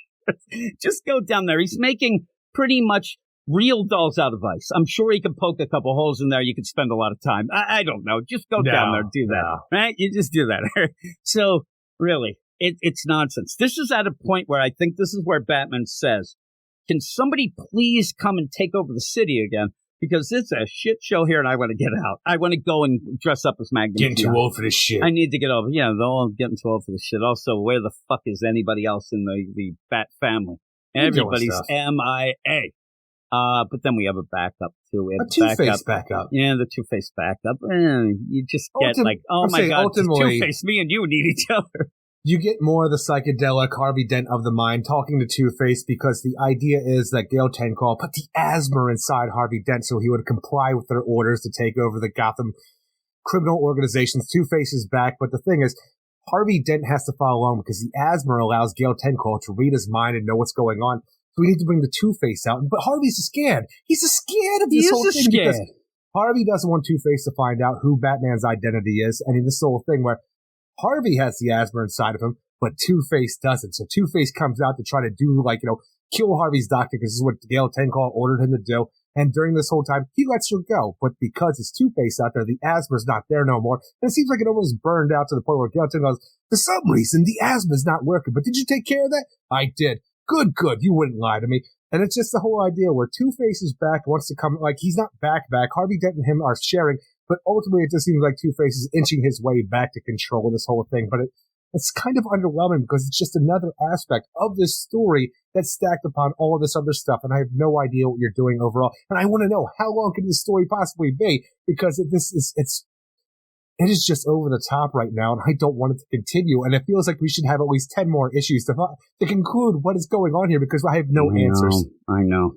It's bad. It really is. And the whole play of this is in this back thing you have where the chain is. But I started singing the chain. I was having some fun there. But overall, it was nonsense. This book is, and a bunch of people this week said this was the last straw. They're dropping it. And that's a big deal. Detective Comics is supposed to be the big book. You even made the joke where you're talking about Action Comics going first. You said if it keeps going, this book is going to be last. Even the idea, we've come out of Marika Tamaki's run of the Detective Tower Comics, stuff and all which that was shit. Really bad overall. There was aspects to it that I enjoyed, and there was promise. I know you don't want to. You don't want to go too far because I said it was good. But again, anything could be good, but it was bad. And I thought that this might be a new era for Detective Comics, and it kind of is because it's a completely different style of storytelling. It's just not a bit of storytelling that I'm enjoying. I'm not a big Ram V fan. I'm one of the people who don't really like his stuff. It bores me. It ends up being, I think, overly written and narrated, whatnot. But I thought that the play here was going to work out because Detective Comics was then going to be like a horror-themed book, which would really go against the regular Batman book and give people a variety. That I thought was pretty cool. I thought that would be neat. And then the story's going nowhere slow. It's adding things in, and it just doesn't really make sense overall. But I guess people are just kind of like reading them words because it still gets good reviews from, the usual suspects, Eric, as I like to call them, shills. But you end up with, all in all, it's just not doing anything. Now, at least that backup's done. And you have that funny, and maybe we'll get something good there. I hope it's not Cy Spurrier. None of the backups have been good. Well, Cy Spurrier, along with Ramsey, it's too much. I mean, those two going on, they can go on forever, I'll tell you. But maybe it'll get better. Maybe once this, I don't even know, because this is part one of a new arc of this. This story should have been done. But Ramsey likes to tell long-form stories, he says. But what would you give it overall? Ultimately, I don't mind the art in this, but it's one of the only things that I don't mind about this book because it's just overly narrated in its way that makes everybody sound just pompous and just not the characters who they are. I'm okay if you want to get some flowery dialogue here and there. If Batman wants to brood in some kind of really intelligent way, I'm okay with that. The entire thing is just everybody speaks the same way, and it's just Ram V's dialogue in these people that just doesn't fit overall, and nothing seemed to be happening except for Batman can't do the job that he needs to do, while the Orgums have 1,000,001 plans for like Gotham City that I don't understand and they refuse to tell me about. So I'm giving it a 5 out of 10. Yeah, I'm going a little step further, Eric. Fuck you, 5 from me. And you ended up changing my mind at the last second. Now, I had that loaded up because I thought you might go there, but I changed it because you did say something that I hadn't been thinking about, and also we haven't really mentioned, but it was something we said a lot with Mariko Tamaki, and I thought it had changed a bit. Batman is terrible at being Batman in Detective Comics, and he was, Mariko Tamaki, he couldn't do anything right. Barely was doing. And then in this, I thought it had changed, but he has to get people saving his ass left and right. And, Gordon, Mr. Freeze? And yeah, while that's happening, the Orgums are just going in, sweeping in, and doing their shit. They really don't. The big play here, the big threat of Batman is he might know that there's a werewolf in town. That's it. That's the only. And what did that do? That ended up making them up the ante with these fucking masks. Like, that ended up Batman actually looking towards a Wolfman, ended up making the Orgums even more deadly. He can't do anything right. He doesn't do anything. And he's pretty much sleepwalking through this. It's very odd. But yeah, it's taking a lot of naps, though. Yeah, I mean, that's what he does, Eric. A guy gets tired when they're going on about with the Wolfmen and getting frozen. And then I would have liked to have thought it was a tanning bed, which made me laugh because I'd love to play, like, if we had some live action thing. And I don't know that there's anybody out there that we could do, but I think of George Hamilton. The guy likes to tan. Like, he would be Mr. Freeze, because it'd be like the idea of a tanned up Mr. Freeze makes me laugh, just like Cesar Romero's mustache that he wouldn't get rid of. It would have been like a cool little wink wink. Back in the day, George Hamilton, he played a vampire. And all of a sudden, like, Mr. Freeze looks like Ricardo Montalban. Yeah. I'm telling you, when George Hamilton played a vampire who was overly tanned, that's the funniest thing ever. It's so good. But there you go. Speaking of which, was that vampire movie a parody, though? Yeah, it was kind of a parody. It wasn't full out, but it was. I liked it back in the day. But here we go. And was that Love at First Bite? I think it might have been. I think it was. DC versus Vampires number 12. Speaking of the vampires, Eric, and I don't really have vampire, sound effects, so we're just going to have to go with Why that. not? I'm sorry. You got Wolfmans. I do have the Wolfman. Yeah, there you go. I got the Wolfman. Any Wolfman in this? Who ordered the think steak? Maybe. Who did order the steak? I Can't didn't. trust vampires, Well, Jim. here's the thing. Whoever ordered the steak, they're going to get the steak, but they're not going to finish the steak. They're going to take it to go home, because this shit's continuing, Eric. DC versus Vampires number 12. I don't know. I don't know. Pretty much by the end of this, there's times where you leave an open door. Okay, if we're going to have a sequel, we can, right? But something that's 12 issues that had tie-ins, you damn well better have a solid ending. And then maybe people will want some more. I'm not saying people won't, because again, a lot of people out there have got the shills, but you end up with the idea where you didn't even finish it. You made everything that we read up until this point pretty much bullshit. You end up where, all right, well, I guess they're just going to continue, and we really didn't get much of an ending, but written by James Tynion IV and Matthew Rosenberg, art by Otto Schmidt, Francisco Martorino, and Per Luigi Castellino, and Tom Napolitano. It just felt like it, Eric. Just the idea. If I look and I see Pier Luigi Castellino, I'm not going to be able to say that, just normal. I'm going to have to spruce it up a bit. It's a very, very spruced up name already. Maybe I should just say Mr. Castellino. I'm assuming Mr. I don't know. I shouldn't assume that. But you end up in this issue where you kind of have the culmination of what everything was going. You ended up having Barbara heading towards Dick Grayson. She's going to end up taking him down. The King of Vampires. Now, the big play here really is we're going to take down the King of Vampires. Yep. I mean, that really doesn't solve a lot, right? It does get rid of the King of Vampires, but in the meantime, we're going to clear out all the skies, which maybe if that was going to happen and you had a lot of faith in that, you might have been able to just sit back and let that do its work, because that's going to cause some shit. But in the meantime, I guess you're hoping, personally, let's take it to Dick Grayson. Let's take it to Nightwing Vampire. And then in the meantime, we'll kill everybody else when clearing out the skies. Now, in this issue, you get a couple weird little fudges here. Luckily, we do end up, we thought that they were really going to be like, well, let's forget about that, space shuttle that blew up, Captain Cold flying across. And I do have to say, I'll give them credit. Remember when I said, what's Captain Cold going to be? He's not going to be able to withstand all that shit when he's flying. He says it. He goes, man, we were going fast. He's all slick back. He looks like he was in the Memorex commercial or whatever. Yeah. But in this old deal, he ends up getting there. Did he just want a free trip to Australia?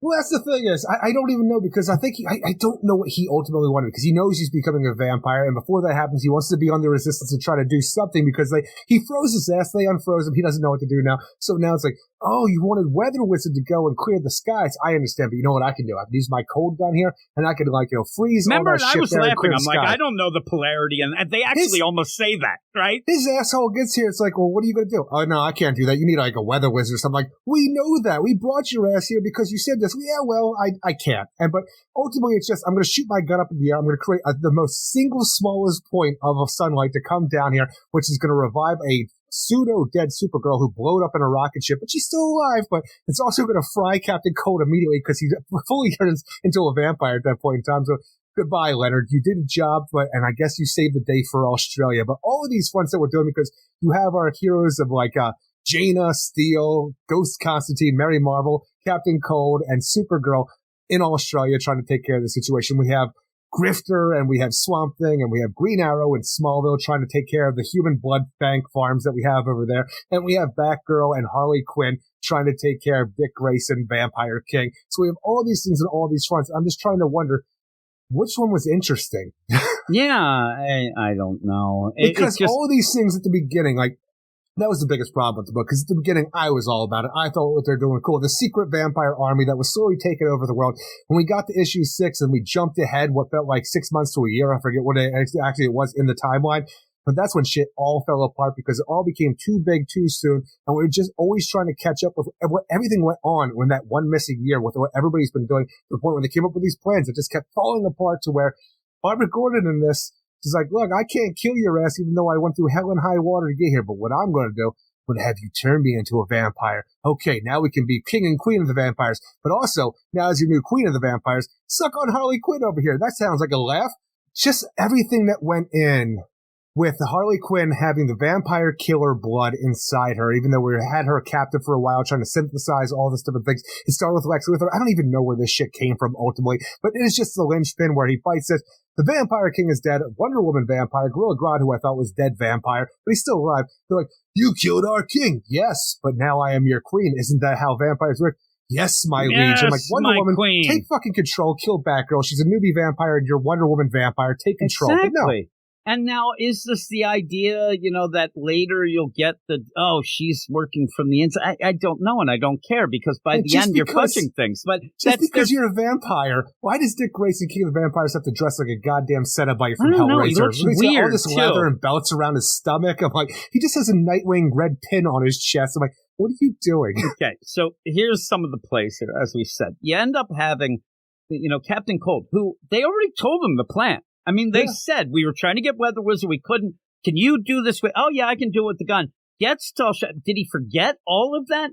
Did that plan get whooshed out his brain? Because when he gets there, what? You should get what? We already talked about this.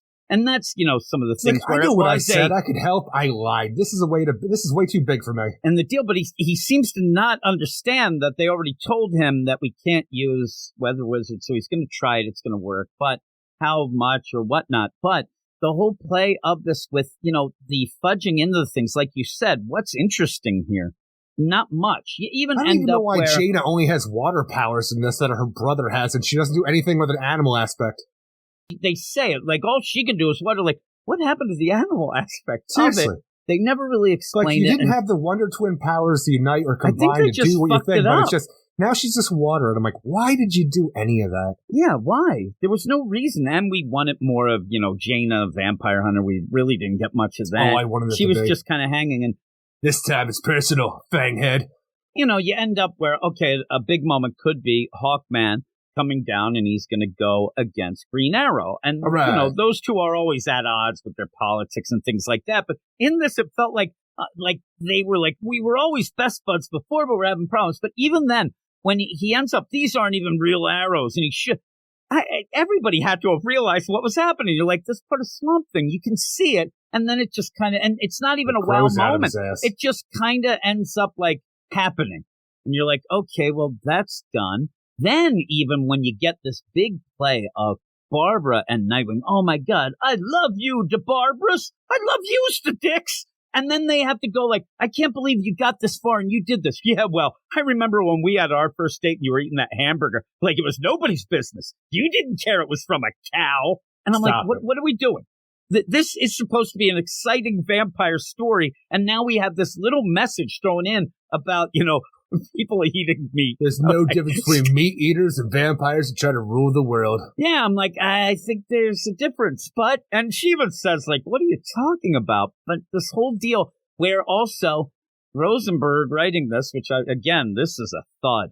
He ends up where Harley's walking along with Barbara, and you realize by the end, she really didn't have anything to do except be there to be that device. Because even then, what you have is her there and Dick Grayson. Come on, DeBarbaras, I love you. Don't listen to that scumbag vampire. I don't know, Dick, I love you. Oh, my, you're changing her. Stop it. Like, she's just a peanut gallery. She's just a peanut gallery yelling things. And then it's just so that Dick Grayson can be tricked and end up dead, where he seems to be in control and know everything except that. And, yeah, all this goes on. And by the end, I'm like, what really happened in all this? That time jump, like you said, really threw things off. You stop the resistance, then you end up where, at that point, then, your quote-unquote heroes are so, darkest before the dawn that it really was a joke. They were never really going to win. And I don't even know what they even say this ends up being by the end, because it doesn't end. But when Martian Manhunter shows up, I said Martian Manhunter shows up and it just plays off weird the way he's at one place, he's talking to one person, there. I lost control of what was going on. At one point, they're yelling, Supergirl's dead, and then she's alive, and then she's dead. And I don't know. I just thought that's the it thing. was It's not just even crazy. the idea of that, because we have the assault on Gotham trying to get to Dick Grayson's, penthouse and stuff like that. We have Vampire Damian Wayne, you had Dinah Lance, you had, Batwoman, you had a bunch of contingency plans within the Bat family here, like Duke Thomas, and everybody's fighting with Harley Quinn and Batgirl. I have no idea what happened to Black Canary. She might have become a vampire at one point in time, but Duke Thomas, he's about to be killed. He sets off a UV bomb in his suit that wipes out all these vampires. I don't know how Robin survived, but somehow it seems like, Black Canary, like, I see her right here. She survived this, but she's not a part of the big push at the end, and I have no idea why or what's going on with all this. Yeah, why did they go off and she's like, hey, Duke, we could have stopped. Hey, we did this, let's go. And then she's gone.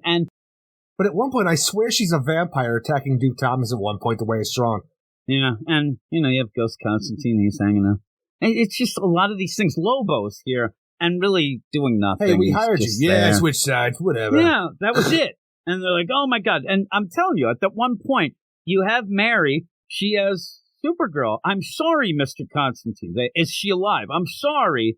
Then you end up, Martian Manhunter comes even blast more. Then all of a sudden she's alive and she's blasting Martian Manhunter. I don't get it. Was it a dupe? Was that the play? Or I don't know. I don't know either. I don't really know exactly what was going on in this. Supergirl depowered, blew up in a rocket ship. Mary Marvel, I swear that rocket ship took forever to fall. Mary Marvel showed up and still pulled her ass out of the sky for somehow. But she brings her on, I'm sorry, Supergirl is dead. Martian Manhunter zaps the dead body of Supergirl a little bit more. It just takes Jada Lane over. She's not dead yet. Yeah. I mean, right, what Jada? Are you talking about? And then when the sun I guess we just need a little bit of sun here and she'll be good as new. And that's the weird play. Like, the Dick Grayson, him dying, that actually looked pretty cool. But for the most part, some of these big scenes that should be real big. I mean, the idea of the clouds opening up and the sun, it really looked like nothing. Nothing really felt, nothing felt like anything was big enough to even show, like you said. Even when you have the deal where I was laughing about it. I made a joke fully in the last issue when I said, I don't understand what they're going to do with, the Captain Cold and his gun. What are they going to work with the polarity and the that's what he says. I don't know about the polarity voltex and the port. And it's nothing. It's just nothing. He shoots, he fries. You barely can tell what happened. I mean, there are probably people who didn't even know of how the sun opened up and it hit him and it fried him also. Deal. Look, I went back and reread it because I didn't get it the first time. That's what I'm saying. The progression and these panels, and then everybody's just kind of like, oh, look, it worked. I mean, Constantine's just like, oh, look, bloody hell, it worked. They get going. The funny play is also because I'm so disjointed. At the one time, I think it was Constantine. It's like, oh, over there, that girl, she dies. She'll just be a puddle. I swear to God, I thought he was talking about that this Supergirl was the Matrix Supergirl. I was like, what are they talking? And then they're playing that idea that Jaina only does water powers when she For some reason. be turning into an animal. Everything was convoluted and bullshit. This story was not. It didn't end up good. It ended up where it just got worse and worse as it went on, as they added more and more tie-ins, all these things going. At one point, I was into it at the very beginning. You were into it a little more, but by the end, it's just a convoluted mess. And if they do continue it, please get somebody better to write it. If this is what, and this reminds me of a lot of the things, just say the Grifter story we really liked that in the Batman Urban Legends. Yeah. That got a little wonky near the end, right? But then Task Force Z, holy this is what happens. Things get wonky at the end of these stories of his. He cannot finish a story, and it just keeps happening and happening. I'm done. I'm done with this nonsense. I don't know if he's even he's on that Wildcats book that I hear is just garbage too. But, I don't know. I saw that somebody had a video about how, I forget, they had a nickname for him. And it's like one of those things where they said 1 out of every 5 stories of his is good. And I'm kind of seeing that. But what would you give this? We'll say, and ultimately we end the story with Barbara Gordon becoming the new queen of the vampires, and Supergirl now recharged for a second. She is able to go and clear the skies if we wanted to, and the whole war of the vampires is over, and Barbara Gordon plans to be the last casualty, but she also plans on, even though, so many people are goddamn dead or just vampires now, to try to bridge the gap between vampire and humanity, because she's Barbara Gordon, but ultimately, it just feels like a big loss for everyone around. I don't even know how you bring this world back from the brink that it's at this point in time, and just everybody who's here, I don't even know what you do with this, because when you end with Barbara Gordon being the queen of vampires, you got Wonder Woman vampire and Gorilla Grodd vampire under her, by her side, but you also have the poison blood of Harley Quinn. I'm like, what happens to that character? And we'll probably find out, because we have to have a sequel, because now it's just moving on. We have no definitive ending. We killed Dick Grayson. We have a new queen of the vampires, and we just still have, Damian Wayne vampire. It's just very underwhelming overall. So this I'm going to give a 5.8 out of 10, and mostly because I like Otto Schmidt's art, but even that is a problem at times trying to decipher what's actually going on with the way the colors work. Yeah, and I don't know if it's a script, and it's kind of because there's a lot to resolve here. They're trying to do that. Maybe it got a little wonky. I was all about the Green Arrow story at first, but ultimately you really liked that, and it went nowhere. I mean, at the end, dialogue with Grifter's jokes, it's just over the top and terrible throughout that whole Smallville section. Actually, when he ends up where he says, "Hey," it's almost like knock knock, F you. Yeah.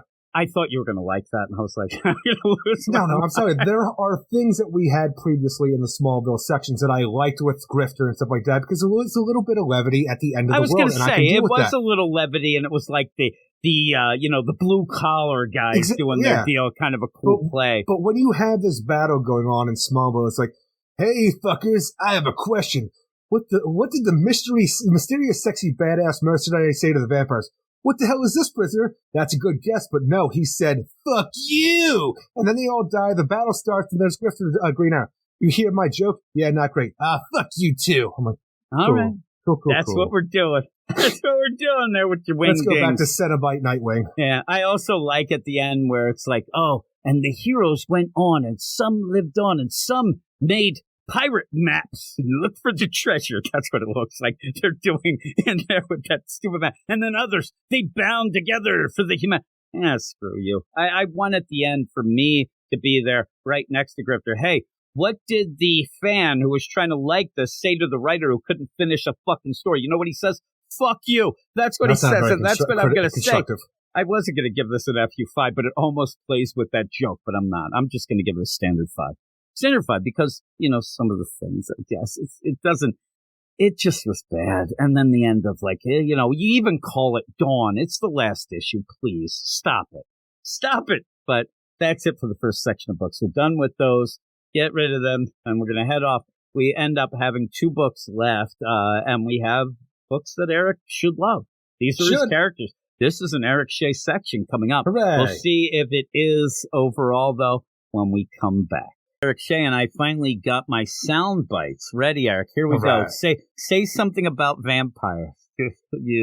What would you say about vampires? The vampire? Oh, the vampires? Who ordered the steak? Yes, sir. Now say something. Say something about the mummies.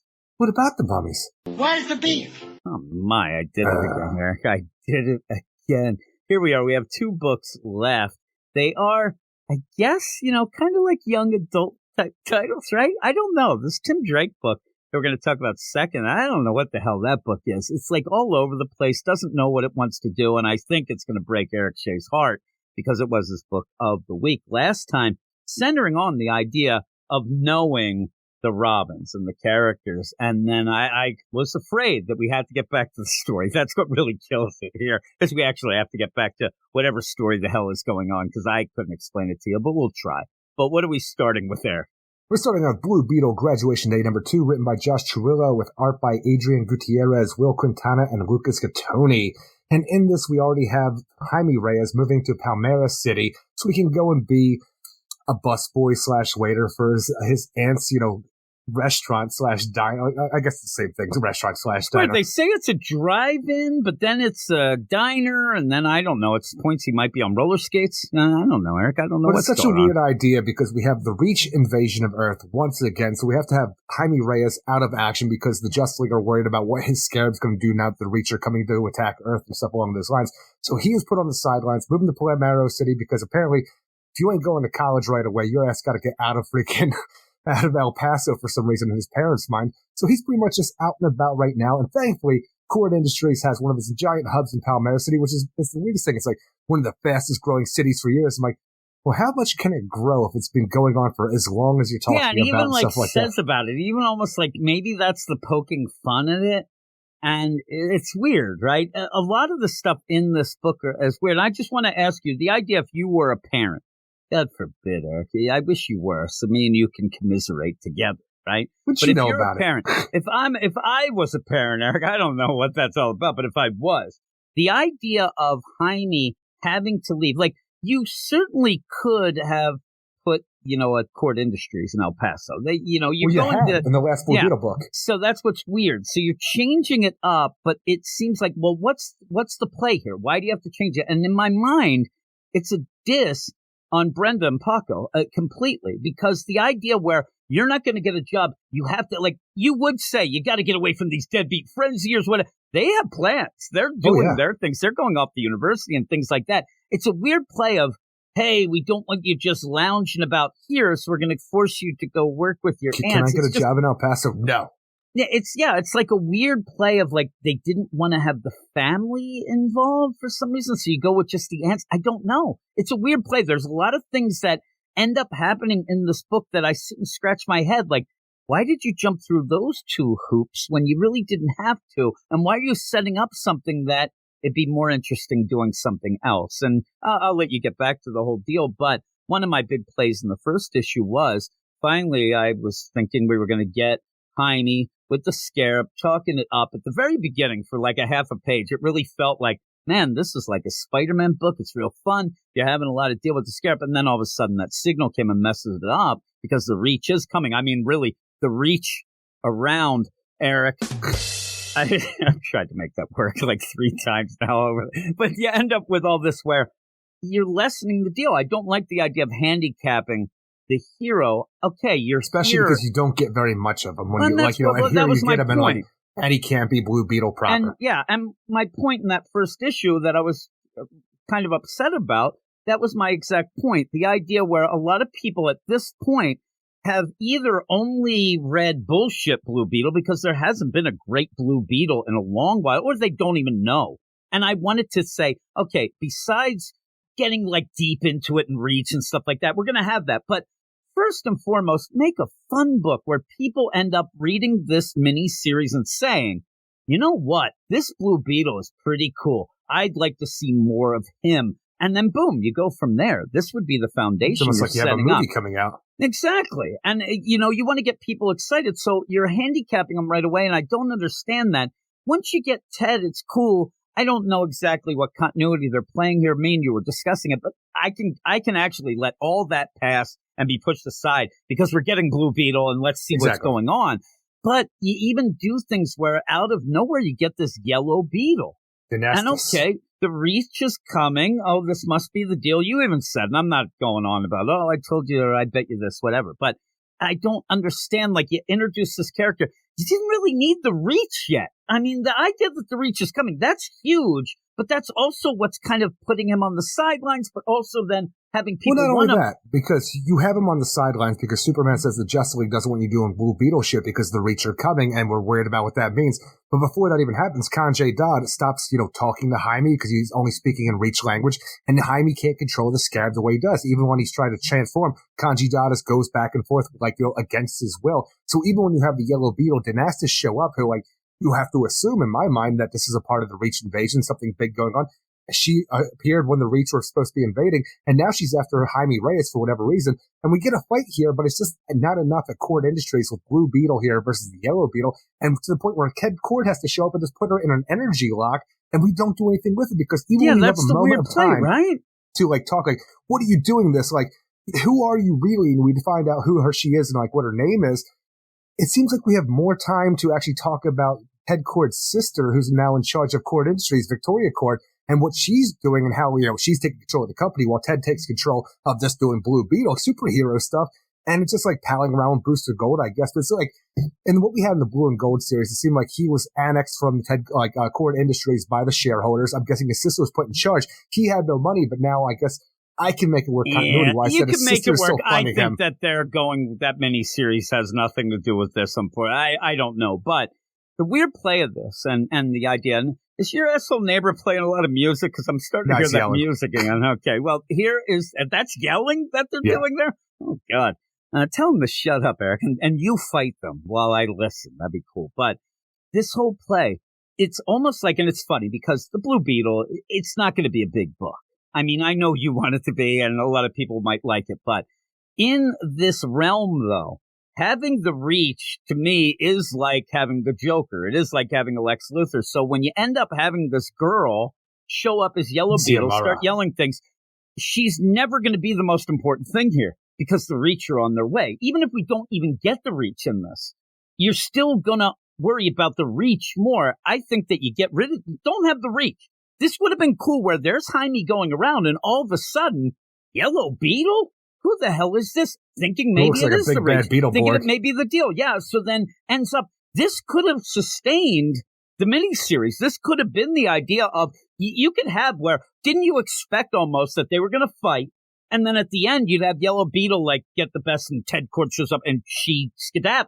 I'll get you later, Jaime. Oh my God, it knows who I am, what's going on, what kind of thing is, but instead Ted just shows up, barely bats an eye at this Yellow Beetle, just zap, zap, boom, and they have her in this, energy field, electric field. And she's just there saying, don't hurt my Scarab.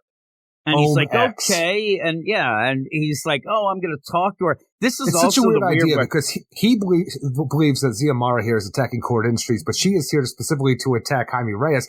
And while I want to know more about the Yellow Beetle, who goes by Dynastis, which is the name of the Hercules Beetle, so for anybody wondering why it's called Dynastis, when you have this going on, we have her in this energy field. We want to talk. Why are you attacking me? I want to know if you're connecting to the Reach. Are you attacking me because you think I'm connected to the Reach? What's your background? Nope, we're not going to deal with any of this because it's just more like the idea of well, I better go back and do stuff with my aunts at the diner. I'm like, what are you doing? We have her right here. We can talk to her. Rewind a bit, Eric, of this podcast, because again, this is where they're doing it wrong. This is where I said when you have that job stuff and that where they aren't getting the pacing right with it, where you want to have the heroing stuff and really a very important thing. And he's just back to the job, back to talk to his aunts. Oh, you have a double shift tomorrow. Oh my God. Really? This is huge. This is not, and the idea again, where I want to know, is it that her Scarab ends up picking up the signal that it really does feel maybe like his Scarab is signaling for the attack. It's now not able to be talked. It's talking Reach. It all feels wrong. He might end up being oh no, it's not, but it is kind of. But Ziamara's Scarab seems to be fine though. Yeah, and that's where, and she might be no, I'm supposed to protect Earth now. Well, I'm supposed to. There's some cool things with that where they could play that up in a fun way, but it just kind of gets pushed aside. And I kind of might be interested to learn about Ted Cord's sister, but not that much. I really want to have Jaime and the Scarab doing things. I was thinking about this before because in the last Blue Beetle series, we had the idea that it was no longer Reach technology. It goes back to what, Dan Garrett originally thought with this ancient Egyptian, magically infused, Naboo Scarab and stuff along the lines that gave him his power that Ted was never able to access. And then it became this whole Reach thing that Hype's brought. why not do the thing where if we have Ziamara here, we go back to the idea that Ted thought he had this one scarab that was Dan's all along, but it was actually this Reach one, or he thought that when it went missing, this was the one that Jaime had, where we have two scarabs that are identical. We have one that came down to Earth for the Reach, and we have one that was made because the ancient Egyptian magicians or whatever wanted to worship the gods that brought up this technology, and they infused it with magic. So you have two versions of this scarab, but it's a different technology. One's magic, one's like alien tech, and you can have both of these aspects. It's just that people got it wrong all this time about which one was which. It actually, this reminds me a bit of the Azrael book at the moment now. You can end up getting and kind of reinventing the whole deal. And actually, when you say that, it would have been a cool idea to maybe go and explore which scarab and things like that. And that would mean that this book is actually doing something to set the continuity and things like that. Then when he goes off, Eric, of course, he runs into Teddy, the young Black Adam, and then they go and do hijinks together. I don't want to do that. I'm telling you, I wouldn't mind that. I actually wouldn't, but I don't know. Teddy doesn't make sense. He's gone. So, but you end up where the art, when, Ted, it's very cartoony, looks kind of cool, and the colors really pop okay. But overall, isn't this one of those stories that I talk a lot about where I know that I'm not enjoying something because I check the page count? This one was weird because a lot of times when I get done and I go, what? We're done? It means that I was enjoying it. But by the time I got to the end, I'm like, wait a second. We didn't really tell any story here. I wanted to know more about what was going on. I felt like we were missing pages and things like that by the end. And then by the end, to even muck it up more, you end up the answer there. And seriously, Starfire's in the alley. Like, they made her stay in the alley. Like, hey, by the way, you have a friend out there in the alley. Look, I don't want to scare off customers either. Her hair's on fire. No, well, it does look like that. But it seems like it's closing time. I guess they sent my Sonic to sit and said, get out of here, bitch. That's right. But she's there in the alley. You don't got to go home, Starfire, but you can't stay here. She's like, okay, I'll go in the alley. So she's there. Maybe, I don't alley know. Property. I was actually going to say some really sus thing. You end up where she's like, hey there, the planet's preparing for war, Jaime Reyes, and you're the only one who can stop it. Well, what happened before of what he was told not to? Is this going to be like, well, I didn't get the memo, we wanted you to do this? I don't know. But by the end, I wanted to know more about Ziamara. I wanted them to talk about the scarabs and things like that, and that gets pushed aside almost and like they don't care. Part, because we have Jaime Reyes there, we have Victoria Cord, we have Ted Cord, all decked out in his Blue Beetle gear at Cord Industries. We have Ziamara, the Yellow Beetle, all locked up in an energy field. And all it is, instead of just getting information now and right at this point in time, it's like, well, Victoria has a facility that can keep her under control. I'm like, well, we don't have to go that far because we just talk to this girl who's out of her scarab right now and find out what's actually going on. Like, the weird play of this is without, like, it seems like this is like a bullet point type deal. Okay, we're going to have Yellow Beetle. We'll say it's a Ziamara. She's in the cage. Boom, they go. But the idea that they're locking up a young girl here and just saying, oh, we have some place to keep her. It's better than my... No. You're not really allowed to do that, I don't think, and it just feels wrong. The idea where you did have Jaime seemingly wanting to talk to her, and when he does get that reveal of, I wasn't here to attack Ted, Cord Industries, I was here to attack you. Oh my, like that's the most interesting scarab thing. And yeah, you better not hurt my scarab. X. But this is Kanji Da. It's a weird deal. Like I said, I would have played it up. You have a battle. You end up where she, at the end, does escape and says, hey, Jaime, I'll get you. And he's like, oh, my God, how does she know it's me? But then you have the Ted stuff like, oh, man, hey, by the way, look at me. I'm Ted Cord, and here's my sister, do all that stuff. But I would have been more interested in having this be the focus. But they kind of just push it aside. Yeah, he's probably going to go talk to her and stuff like that. But why not now? Why not have it now than go back to...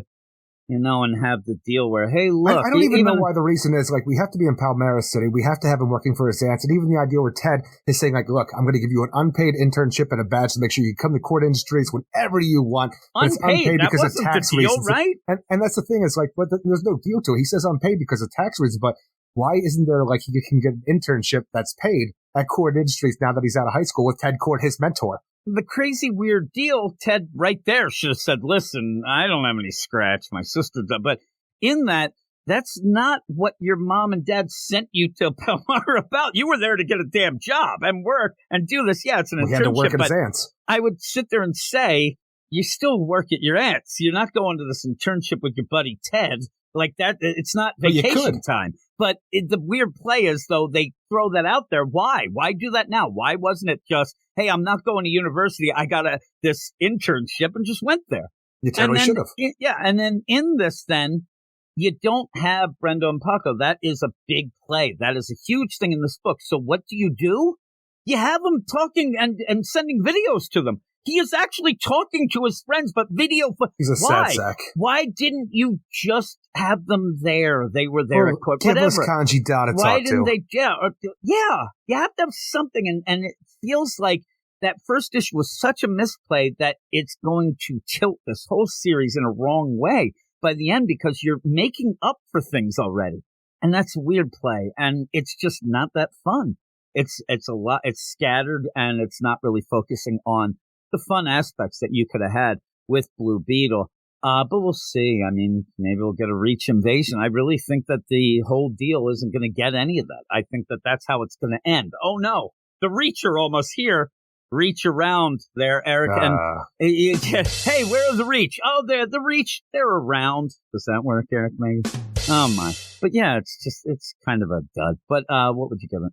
Ultimately, I think the art in this is the strongest thing going for it. I love me a Blue Beetle. I'll always have a Blue Beetle on my pull list because of how much I love the character, whether it's Ted Kord or Jaime Reyes. So this is something that I'm always going to gravitate towards. I'm happy to see these characters, and I even like the idea where I'm trying to make the continuity work for what is displayed here.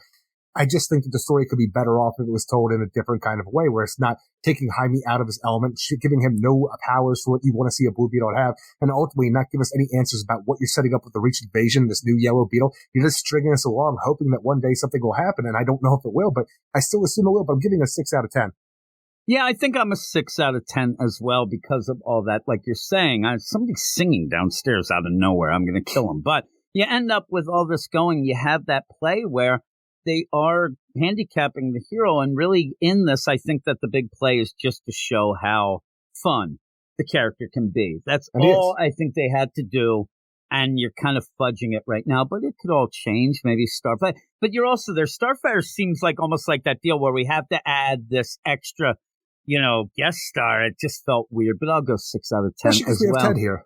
Yeah, and that's fun. And I don't know, maybe it'll be interesting with the sister and things like that, but we'll have to see. Now I realize it's not singing. It's the dog moaning. I actually and thought groaning. it was the dog the entire time. Yeah, it is the dog. I couldn't really hear what's going on. She is very upset about all sorts of things going on in the house, including my wife being downstairs and she can't get to her. So with that, though, we'll move on to the next book, which, again, I said at the beginning, you would have Blue Beetle on your pull list, whether you like it or not. You love Blue Beetle. And Tim Drake, you'd have this book on your pull list. Sadly. It's not good. It's not good at all. But you would still have it on your pull list, and give us the stats. Tim Drake, Robin, number 4, written by Megan Fitzmartin with art by Riley Rossmo, Lee Lowridge, and Tom Napolitano. And everything I liked about the last issue with the idea that Robin, we're showing that Megan Fitzmartin can write Tim Drake Robin. The way he thinks, the way he feels, and the way he acts as a Robin, how he feels about the other members of the Bat family, and how he is somebody who's more calculating than the rest, who thinks more of as a detective like Batman. Obviously, we have that with the whole idea of the mystery/detective story that's around us with these white constructs. But by the end of that last issue, when we had this doppelganger Robin situation with this Clayface stuff mixed with Venom, while it sounded kind of goofy, it was getting us away from what we had previously, which was a terrible, terrible fucking story. Going into this issue, I'm very disappointed because what we're doing is getting rid of everything I liked about the last issue and going back to that terrible, terrible fucking story and just showing weird elements to people. Like, even the way that we're going to tell the detective story where Tim's just trying to think about all these different elements and how they relate to different mysteries and detective novels, just to have for some reason his landlord James come in. You know what? I know I'm not supposed to be here. I'm not going to knock, but you know what, Tim Drake? I am very upset about the murders that are taking place. What do you think about the murders that are taking place? Can you relieve my haunted soul to tell me that everything's going to be okay? I'm like, he's a young man. What are you doing? Just walking into his boat. Why was this guy just walking in? And it played out the idea that at first I'm like, is this guy on the take? Is he nefarious? But he's not. It's the most convoluted and forced way to get us to the situation where Tim Drake can't figure out what's going on until he has this old printout paper of like these numbers and stuff like that. And the guy just says, hey, it looks like a cipher. Oh my God, by Jove, he's got it. It's a cipher. That's what you get throughout this. I mean, Thank you, James. idea. This is so convoluted, the way that things progress, that she cannot figure out how to make things progress in this bullshit of a story that I don't even know what's going on. I mean, even when you start, you have Tim sitting there going through the clues. Well, I got a Sherlock Holmes hat. I got some computer printout. I have a diamond the shape of the size of a baseball. I don't know what the fuck's going on. And then he starts doing his thing, and that's where this guy busts in.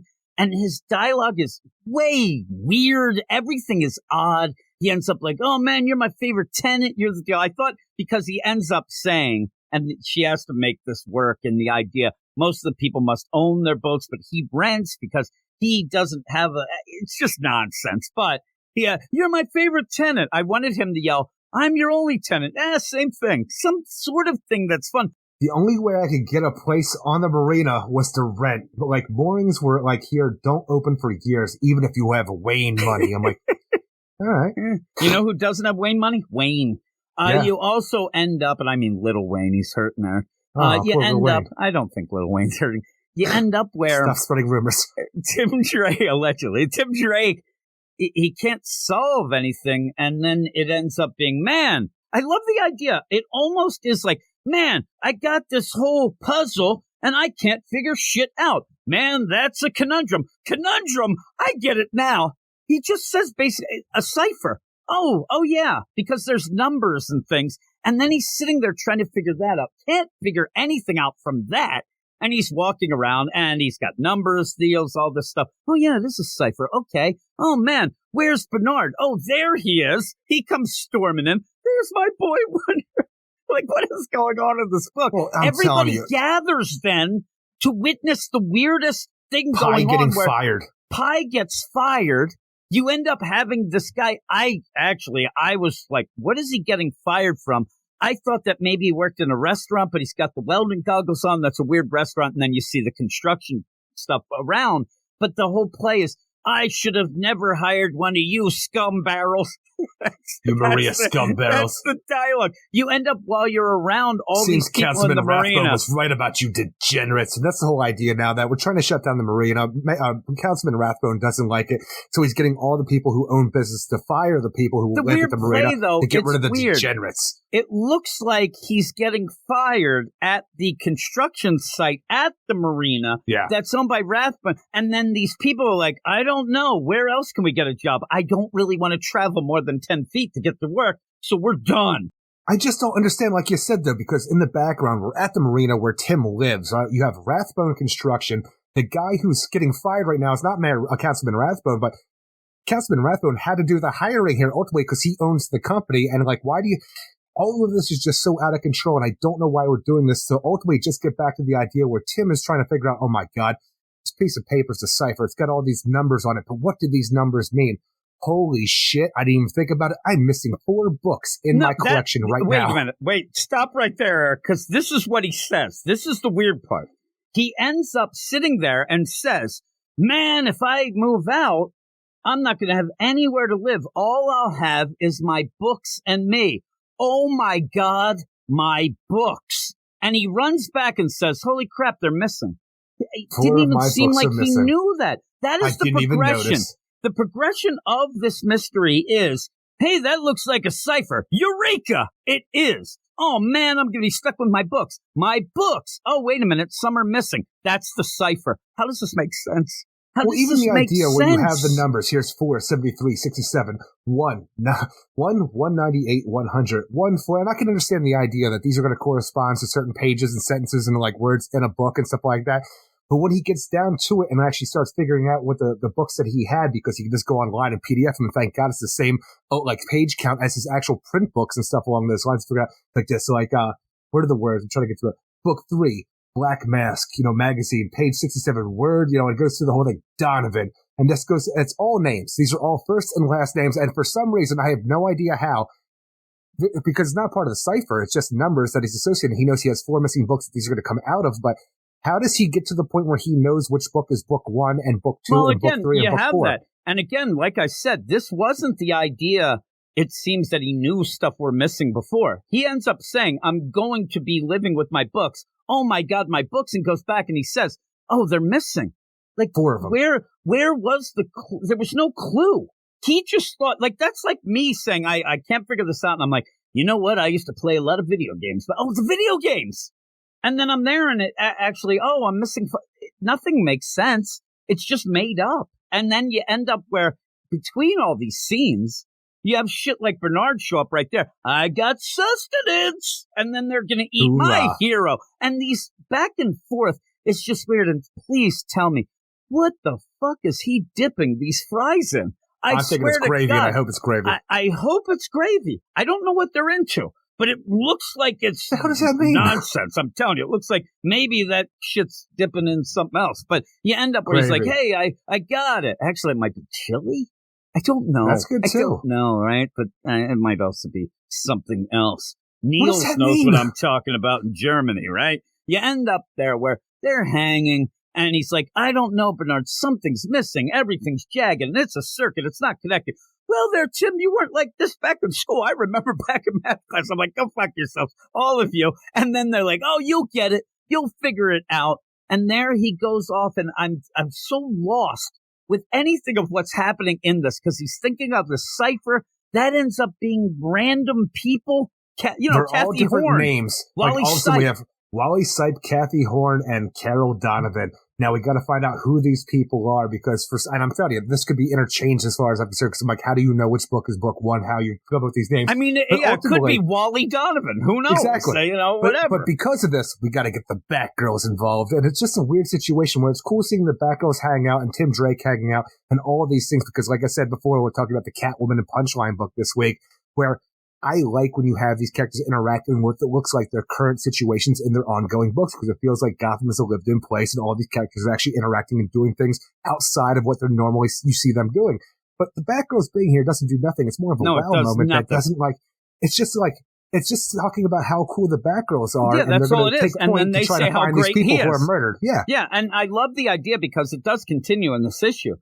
The thing that, anything in this book ends up getting everybody upset. Oh, my God, look at Pie. Pie's getting fired. Oh, my God. The minute somebody's murdered, it's like nobody's care. You end up where, another dead body. Even when you have Bernard, are you safe right now? And he's like, safe? Nothing about this mystery is safe. Really, nothing about this mystery makes sense. And then Stephanie almost died. 3 people already died in brutal, gruesome ways. I'm like, don't try to push this as something big. And then he ends up where, like you said, I'm going to call the Batgirls in. They're pretty cool. And you know what a Robin does? Makes a grand entrance. He yells, look at me, look between my legs with my ass in the air. What is he doing there? He's like flipping, but when he ends up, he's like, getting my attention. Hey, girls, look at me. My ass cheeks are talking to you. They end up on their scooters, where they got those. They end up almost crashing, like, holy shit, what are you doing with those ass cheeks? And then they end up, hey, what's up? Nothing much, doing this mystery. You're pretty cool. Yeah, you're cool too. That's all you get. I'm telling you, you have Cass where I think she got conked in the head, because you have this one where they're talking about this. Hey, sorry about what happened with your neighbors. Oh man, this case is complex. All this going on. There's so much dialogue. And then Cass is just sitting there goes, it's not safe. She's like a robot. And they're like, you're right. You're right. You cracked the case, Cass. But all this going down is, okay, we got to figure out who these people are.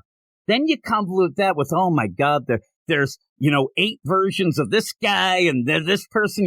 There's so many different Carol Donovans in town. But I don't know which one. We eventually find Wally Sipe, but the problem is he's already killed him. Killed in the most ridiculous ways. It's like, oh my God, burn marks around his neck. They look like a necklace, a pearl necklace. I'm like, oh, okay. You just had in a book that is so ridiculous. You just had a guy in this book die by getting a pearl necklace. I ended up laughing so much. I laughed so much at this. I'm like, I don't think she knows what that means. But then like I'm the telling idea you, that he says it. It just becomes more nonsense that only Tim Drake would ever understand and know, which I'm telling you, I would like that to be a good thing. It's just not, because it just is a ridiculous story where the names, I know these names. They're from something. The cipher. It's a puzzle. Oh my God, it's goldfish. We're now all of a sudden where we had before, like in the prologues of this series with the little, I forget where they came from, if it was the Pride. It was the Pride issue. It was the Pride issue, I believe.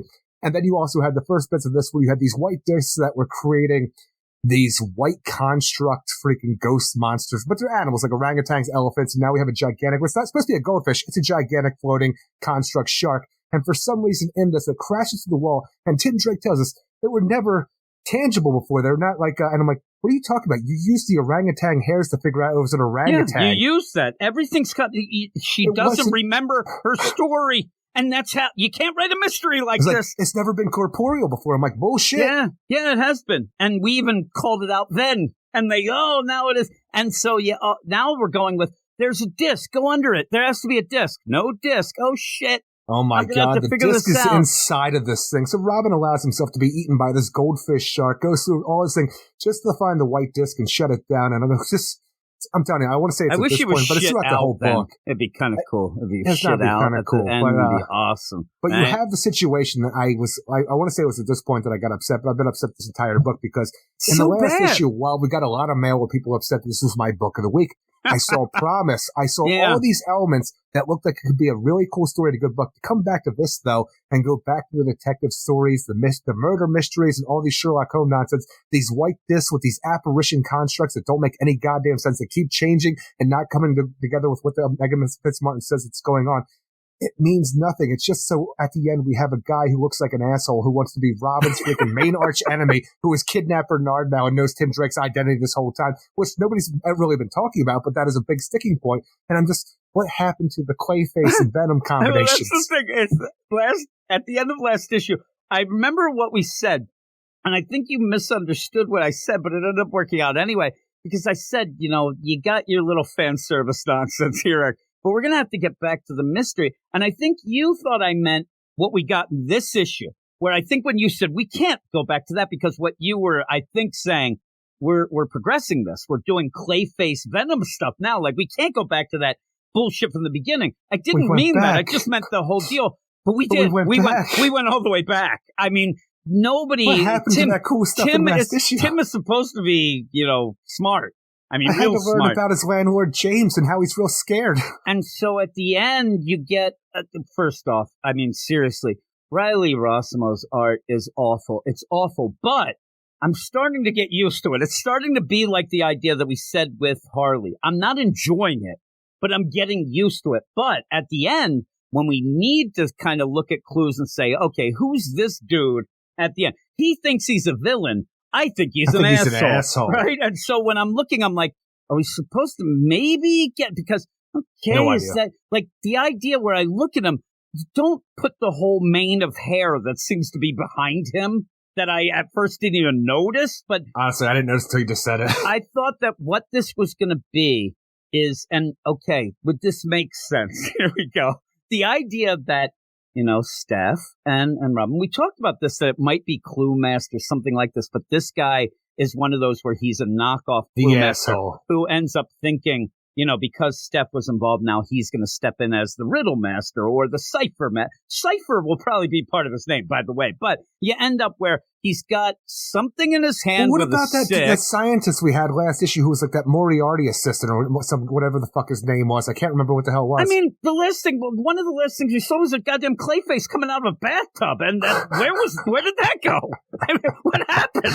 Wasn't Tim there with them? I thought that they were all like there. I thought he was. Oh, that was that other Robin that kind of got that, back. Like Jason Todd, like Burning Skid one. Yeah, what happened to him? What's going on with them? The only thing you get is, how was this connected? I think it was the landlord's like, oh my God, there was a lot of Robins about here fighting. Oh, those weren't all real Robins. Like that, I'm like, is that all we're going to get? Because what the fuck was going on there? And then at the end, like I said, I'm trying to get some hints. He's got a lasso maybe. I think, look, at the bottom, I didn't even realize when I'm looking at it, he's actually strangling some dude there. I don't know what's going on. Yeah, and Bernard. So he's doing that. For some reason, I was thinking something else. He's tied up with nowhere to go. You end up where you have these floating orb robots. They're like those little probe droids we saw Guardian Lex Luthor. Yeah, you have books on the deal, so that probably are the books that he stole because there was 4 missing. But how did he do that?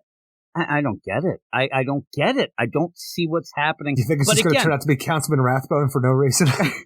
Who we've never really seen. All of a sudden he's there. He's like, look at me. He looks like he's wearing a velour outfit. I'll give him that. I mean, it really does look that way. I actually think that what he's doing, I thought that this was going to be somewhere along the lines of Clue Master saying you should be dating my daughter. I still think we're going to go that route. I think that this is going to be a knockoff Clue Master who thinks that Tim should be with Steph, and that's why he's got, Bernard there. I don't know. Who knows? This could be anything. I mean, you could sit there at the end. I want to be the best villain Gotham has ever seen, and what does the best villain have? a dapper costume, a killer name, and most of all, a worthy opponent. I'm like, already, you want to be the best villain that Gotham's ever seen, and what you want is a Robin to be your arch nemesis. Yeah, really. He's starting a little lower. You like Robin, but I love Robin. How does he know to get But Bernard? Like, how does he know to get Bernard? He knows man? to get Bernard because for some reason, which we don't talk about, he knows Tim Drake's identity. Yeah, that's the truth. Yeah, that's the deal. So, I don't, like, could this can't be Clue Master, right? It really can't. But how does he know the identity? And what does he have? That rope is all over the place. He's got hair longer than tomorrow. Look at this fucking Longer guy. than tomorrow. Look at this fucking guy. We just ended an issue of Blue Beetle with the craziest hair for Starfire.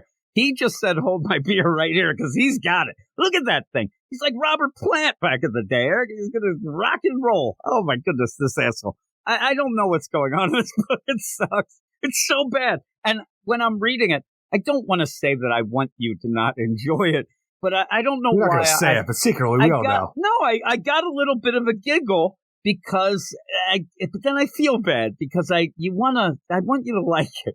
But I knew that you couldn't like this. I want to love it. So bad. I mean, scenes progress in ways that I have no clue. That's the real mystery. The Poor real Pie mystery got is fired, who the hell Jim. is getting this. Yeah, Pie. And even Pie. then, I'm telling That's you, a Rathbone construction. because Megan Fitzmartin really, has she done any character work? You know what I mean? You thought that last issue was where he's like, oh, the Robin's this and that. I told you. She looked on the Wikipedia. In this, the character work Sometimes that's all you got to do. Is the big bad boss guy. Listen here, crumb bums. It's nothing. Scum barrels. And he's just like, why are they? I don't get it. I don't get what is going on there. And what did Pie do? I want to know why he got fired. Did he start He was one welding? of those marina scum barrels. You know, he was. He was a scum barrel and ended up like he was messing around. We don't with care the for your torch. kind over here, He's like, Pie. we don't need you. He's like, you got the blowtorch. You were trying to blowtorch this guy's ass. I don't know. What was he doing? Fucking around. He got fired. The guy's like, he was right. You needed to have this deal where this guy gets approached by Rathbone and says, listen, you fire this guy or you're fired, and he's forced into it. Well, they kind of talk about that along the lines, though. Well, they just say everybody's getting fired, but where? Rathbone, there's other businesses. They can get jobs. They make it seem like nowhere in town they can work now, and that's the forced play of getting them out of the marina because they won't be able to afford it. But we really only saw one dude get fired. It's bad work. It's nothing set up. Nothing progresses in any sort of way. And you just have nonsense. And Tim Drake is walking through this convolution of a book. He doesn't have a clue. He doesn't know his ass from a hole in the wall. How are you going to do proper Robin stuff when fucking, his fucking landlord James walks in like he's Mr. Furley. He doesn't knock or anything. He's always going to be showing up unannounced. Yeah. I love when he's like, you can't do that. But yet, he actually, if it's not for him, this whole shit doesn't go anywhere. He does help James out. is the hero we deserve. But it's weird because the weird play is even that, like, you could have, it was so sus. Why are you playing that angle? Everything is like against each other. And what the heck happened to that Clayface in a tub? It's all I care about. Get it. I don't even get it. It's just Johnny, so it's goofy bad. to think of Clayface mixed with Venom and you're selling this to make people into shapeshifters for your diabolical plan, but I will gladly take that shit over anything we've had with the first, second, and this issue of Robin. You have that, right? Can you, in your mind, because you said you could make the continuity work in that Blue Beetle, which it was set up in a way that it was easier to do, right? Yeah. Tell me, looking at that last page, that you could sit there and tell me that this is the diabolical genius that's working Venom and Clayface and doing shit, also with a rope as long hair in these books. It just doesn't work. I'm trying to look, too. The art is so bad. In the back, he does have what might be a lava lamp, but might actually have Clayface shit in it. I don't know. The thing is, I don't know because I still assume because like Bernard's here that this was Tim Drake's freaking maybe. Do you think? Because there's a big library there. It doesn't. Maybe it is. Maybe that's the case. I see this weird play in the background that looks like a lava lamp, right? Yeah, but again, the art it looks so like a lava up. lamp, but a 4-foot tall lava lamp. Yeah, and on a chair. It also might be a cotton candy machine. I don't know. Riley Rossimo's art does not do well. We talked about this. At one point, there was a mystery going on in the one Harley book, and we're like, you can't get clues from his art, because nothing looks like anything. It's all fucked up. And it's such a weird situation, because I talked about in the last issue that I was enjoying the story so I could look beyond the art. In this one, I could not enjoy anything in the story, so the art sucked overall for me. And I'm back to the idea where I don't like mostly anything in this issue. So I ended up giving this a 3.5 out of 10, but maybe even a 3 out of 10, because the progression is forced, convoluted, and it's just Batgirl show up because just to be a wow moment. Hopefully I get people to buy this book, because I don't understand anybody who would, except for a long-time Tim Drake fans who want to slit their wrists now. They have to be done, right? It's just nothing about this book is ultimately so good. I just want it to be good. 3 out of 10. Oh, Eric, I'm telling you that song, how low can you go? Because I'm going 2. It's bad. This is some of the worst art we're getting in a monthly book, and the story is bullshit. Because I'd love to give it a fuck you 5. I can't, because that's too high. People would end up like, the wrong idea. Oh my, they got a 5. Even with that fuck you, that's not good enough. This is a how dare you fucking 2 is what this is, because I have to end up reading it. And you're here hoping for one of your favorite characters of all time to have a good book. I'm just here. Tim Drake, and that's the worst. This is like the most I've been reading Tim Drake. Like, this is my Tim Drake. God damn it. Like, you know, when they say, well, we talk about the Flash, and I say, well, my Flash is Barry because I jumped in New 52 and he was the Flash, so that's my Flash. This could better not be anybody's Tim Drake. If this is anybody's Tim series Drake, for what I feel like was like 15 years. Just everything was good about it for the most part. Go read the original Robin series. Here's the deal. I would not be opposed to right now. We're not going to do it probably, but right now, starting when any issue we start with that old series at issue number 1, the next time this comes out, and we actually review a good Tim Drake book. I think it'd be cool. I don't think we'll do it because we want to stay current with the books. Agreed. Might be something, though, that would be kind of neat, because this is bad. I mean, we've dropped some books that were double good. What is it? 2 times better? as good as this. Better. That's the word. And again, this book is, I told you, this book has made me dumb. I ended up, when I read it, I sent you a message. I said, though, well, it's a little column A, column B. But I did say to you, after reading this book, I felt like I was just, out of it. I ended up, I couldn't think straight with this nonsense. I'm laughing that I didn't realize this was Bernard. That's how convoluted I'm going with the story, that he says I have Bernard. I'm like, who's that dude? Ooh, Bernard. But even then, if that is the boat, which I'm not sure now, because in that boat, did he have one of those old time, lamps, those crazy lamps with the crazy shade on it? That's like, well, I'm sure we could always go back to the layout of his boat. I'm hoping that it is the boat, because but ultimately it doesn't matter where this is right now. All I'm saying is I'd love it to be the boat, because that is the stupidest plan of any villain, to go and kidnap a guy and then call him while they're still in the guy's house.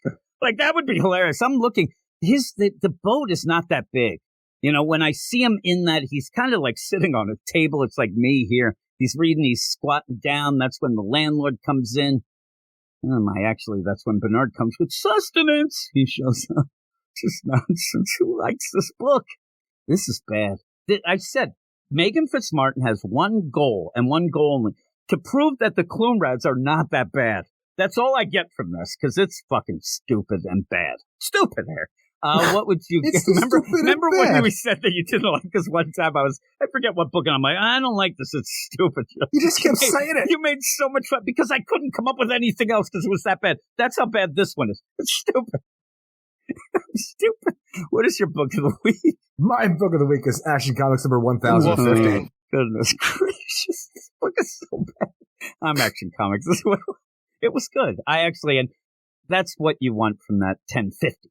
Hey, 1050, good buddy. I don't like you call it a 1050 for some reason. Hey there, 1050, I'm hauling blood here on mile marker 7. What's your 10480? My 10480s, go fuck yourself. Oh man, Grifter, get off of that CB. And scene. You like that, Eric? I threw a little DC versus. Tell you, I'm all a swirl here. I'm looking at that page, that spread page, where Tim is there with the cipher wheel around him, and he's coming up. Where I was sitting there, I'm like, does he have hero clicks of these fucking assholes? Has he made little clay figures? This is weird. The one Does guy, he make hero clicks? Wally Sipe, I don't know, but Wally Sipe certainly looks like a homeless guy. Look at that guy. He's all, dirty and shit. But there was a bunch. And it's funny, too. So dirty and shit. He's there. Well, there you go. Is that next one? Because there's Tim. He's doing things. He's trying to figure it out. You have Wally Sipe, who appears to have accessories for his little action figure that might be a burn barrel because he's a homeless guy, but he also has a briefcase. I don't get his play. He's got a bunch of bags. A briefcase, a shopping bag, and a burn. And again, I want to see a burn barrel, but it looks like a drum turned on its side set on fire. And then I'm thinking that maybe it's actually like a drink that Tim has there, but but it looks like an accessory, right? Honestly, that could just be his coffee, you're right. And then you have, but it's weird because it's like little, but it's really on fire. Maybe he's incense, he's into that shit.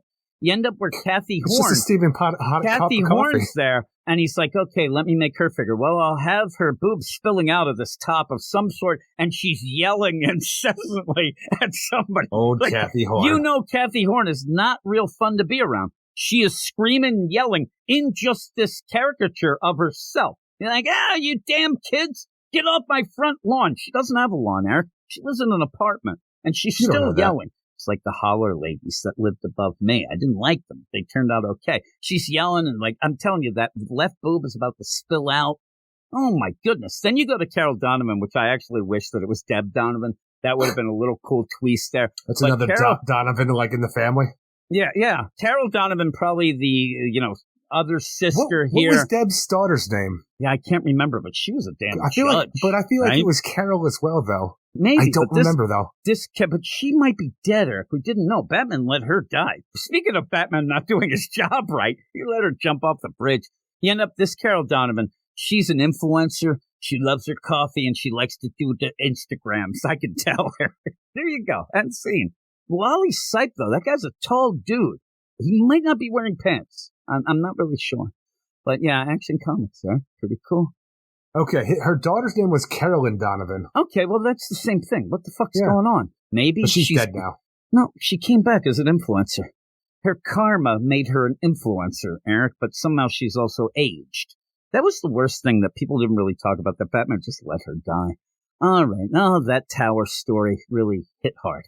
But yeah, we end up where... the tower story? That was after the tower story. Yeah, it was still part of it, I thought. I still thought it was still part of the nonsense that we're doing, because that was when they were going after everybody. And it was, remember, that was like the support group nonsense and all that shit going. It bled into the Gotham Girl deal with the backups and stuff. You end up where, I'm excited about the Superman book. So at least we have that. We have that to look forward to, Eric. All the Superman books. I'm not looking forward to this nonsense of Tim Drake. This is the black eye of the DCU right now, and they got a lot of black eyes, right? They got a lot of eyes. We didn't really like the Detective Comics. We didn't like a lot of the things today. Hopefully things get better. But next week we don't have a lot of books. We actually have I actually thought maybe we wouldn't have the bunch of weeks that we had with the holidays, but it seems like next week is the one where we only have 5 books that we deal with. So we have 5. 2 of these will be on the Patreon Spotlight, picked by the badasses of the Gut Fresh crew. And when you have a little bit of books here, some you can kind of guess might be on. The deal, it's weird. I know that we aren't loving the Joker, the Man Who Stopped Laughing, but I think they might pick that. And I still look forward to it every goddamn time it comes out. You are an eternal optimist, my friend. You're the light in my darkness. It has a story that compels me. It might not turn out to be good. They're not giving me a lot of information right now, but I am drawn in. No, that is true. Who writes that one there, Eric? Who's the writer? Oh, Matthew. Yeah, it's going to end up shitty. Vendetta. It might be better. I mean, here's the thing. Most of his things start out pretty good. This one's, maybe you'll get better as it goes on. But we have Batman 131. See what's going on with this crazy Bruce Wayne who ended up in the alley. Is he going to be dead? Is he alive? Is he dead or alive? The band who sung Spin Me Round and Round? I don't know. I played them at the bar last night. Yeah, really? That's a classic. That is a really good song. Yeah. That, and it's funny, when I think of that, I think of Come On Eileen, because it was really the both bands there, really, that's all they had, and they kept doing this. But the thing is, the music, the sound of that synthesizer in Dead or Alive is something like, how did they come up with this noise to put together into this amazing ballad of record playing spinning right round? It is great. I love the idea where that always I love that sound so much. That song has a thing for me, because when my buddy Jay, he ended up on the Napster, like back in the day, and nobody else, like this was right when it kicked off. And I think he was even on IRC at this point. just getting MP3s, and I didn't know what that was. It was just new. And he ended up being in this group, and this one guy, man, I keep trying to get round and round. I keep getting and he sent him the Rat song. Yeah. Thinking of that, what is that's what I would send him. Yeah, but that's not what this guy wanted. Obviously, but that always sent me. Didn't know what the hell he's talking about. Yeah, it was funny. Well, again, that was where I realized that people were dumb, and I might have realized before that, but it was one of those fun little things that, as these songs that he would get, like, oh my God, people thought that this song was by Huey Lewis, but it was actually something else. It always makes me laugh. I remember looking up, House of the Rising Sun, and here's one by the Animals, here's one by the Doors, and here's one by Aerosmith. I was going to say, I was sure that they would say the Doors at that point. Yeah, you get a lot of that. You get Whole Lot of Love, and some asshole thinks it's Aerosmith or something like that. And that was always funny. I always laughed at that, but Batman 130. All right. We'll see how that is. Speaking of House of the Rising Sun, we have the son who we'll see if Failsafe, did he kill Bruce Wayne? Doubt it. Did he kill himself? What's going on? I don't know. Oh, those robots. Dark Knights of Steel #9. We haven't had that in a while. I did hear a thing where we're not going to have it again for a while. Yeah, it's a weird thing that almost like Tom Taylor just said, hey, it'll come out when it comes out, but we're enjoying it as it goes, so I'm looking forward to that. The Joker, The Man Who Stopped Laughing #4, as we said earlier. Poison Ivy #8. That book is weird. It just has no direction, and it really started dark, and then we'll see. We'll see what's going on. I think we'll have some hijinks. I will. Sword of Azrael. On the 6. cover, it says "Friends in Low Places," where it looks like Pamela is holding the hand of somebody in the hospital who's dying. So I don't know about hijinks. Is it Garth Brooks? I can't tell. It says on the hospital band, it says Janet. No, it's not Garth Brooks then. It's Janet Brooks. Poison Ivy #8, though, we'll be doing that. And Sword of Azrael, #6, a book. Yeah, a book that we actually were pretty into, and then it's kind of meandering itself. I hope that this ends pretty cool. The idea of how that book changed. Yeah, again, that was the big thing. Last issue when we talked about it, I do believe it might have been on the Patreon Spotlight, but we talked about it and kind of realized, oh, crap, it all ends next issue. And all we wanted was more vengeance, and we didn't really get it, but we'll see. We'll see how that goes. Maybe it's just like every other DC story where it's just a stepping stone to something else. Yeah, that's getting annoying. It really is, but we'll see. And I'd like to have some good endings to stories. You got to nail the ending, and it doesn't seem like that's been happening, but we'll see. We shall see. But yeah, 2 of these books will be on the Patreon Spotlight. You can listen to that, patreon.com/Weird Science. And also there'll be a lot of other shows. We have a plethora of shows. We have a ton of DC, Marvel, manga, and indie stuff going on our Patreon each and every day. So kind of check that out in the new year. But that's it. This is the last show. This will be out on the 1st. Happy New Year. But me and you are talking as the new year is approaching. So everybody, Happy New Year. Happy New Year to you, you asshole. Maybe you'll end up. What? I was going to ask you at one point, like, what do you think? Because neither me or you make New Year's resolutions. But I was going to ask you, what do you want from DC? What do you hope from? And by the end of this, I just want them to write some good comics and have some good stuff things. That we have coming out. You'll pish posh because it's not coming out all right away. But I look forward to all these newly announced titles coming out for the dawn of the DCU. Yeah, and when I say about the deal, and me and you have talked even off the mic, I wish that you had that big push where, boom, all the books come out so everybody can get excited about one. Because then you go to the store and people will say, well, now that I picked up Shazam, check out that Doom Patrol, and you don't really get that if it comes out dribs and drabs like that. And that's what I wanted. When you end up having, remember when the deal was, Rebirth came out, and most people, I'm buying all of them. Everybody was getting all these books, and that was cool.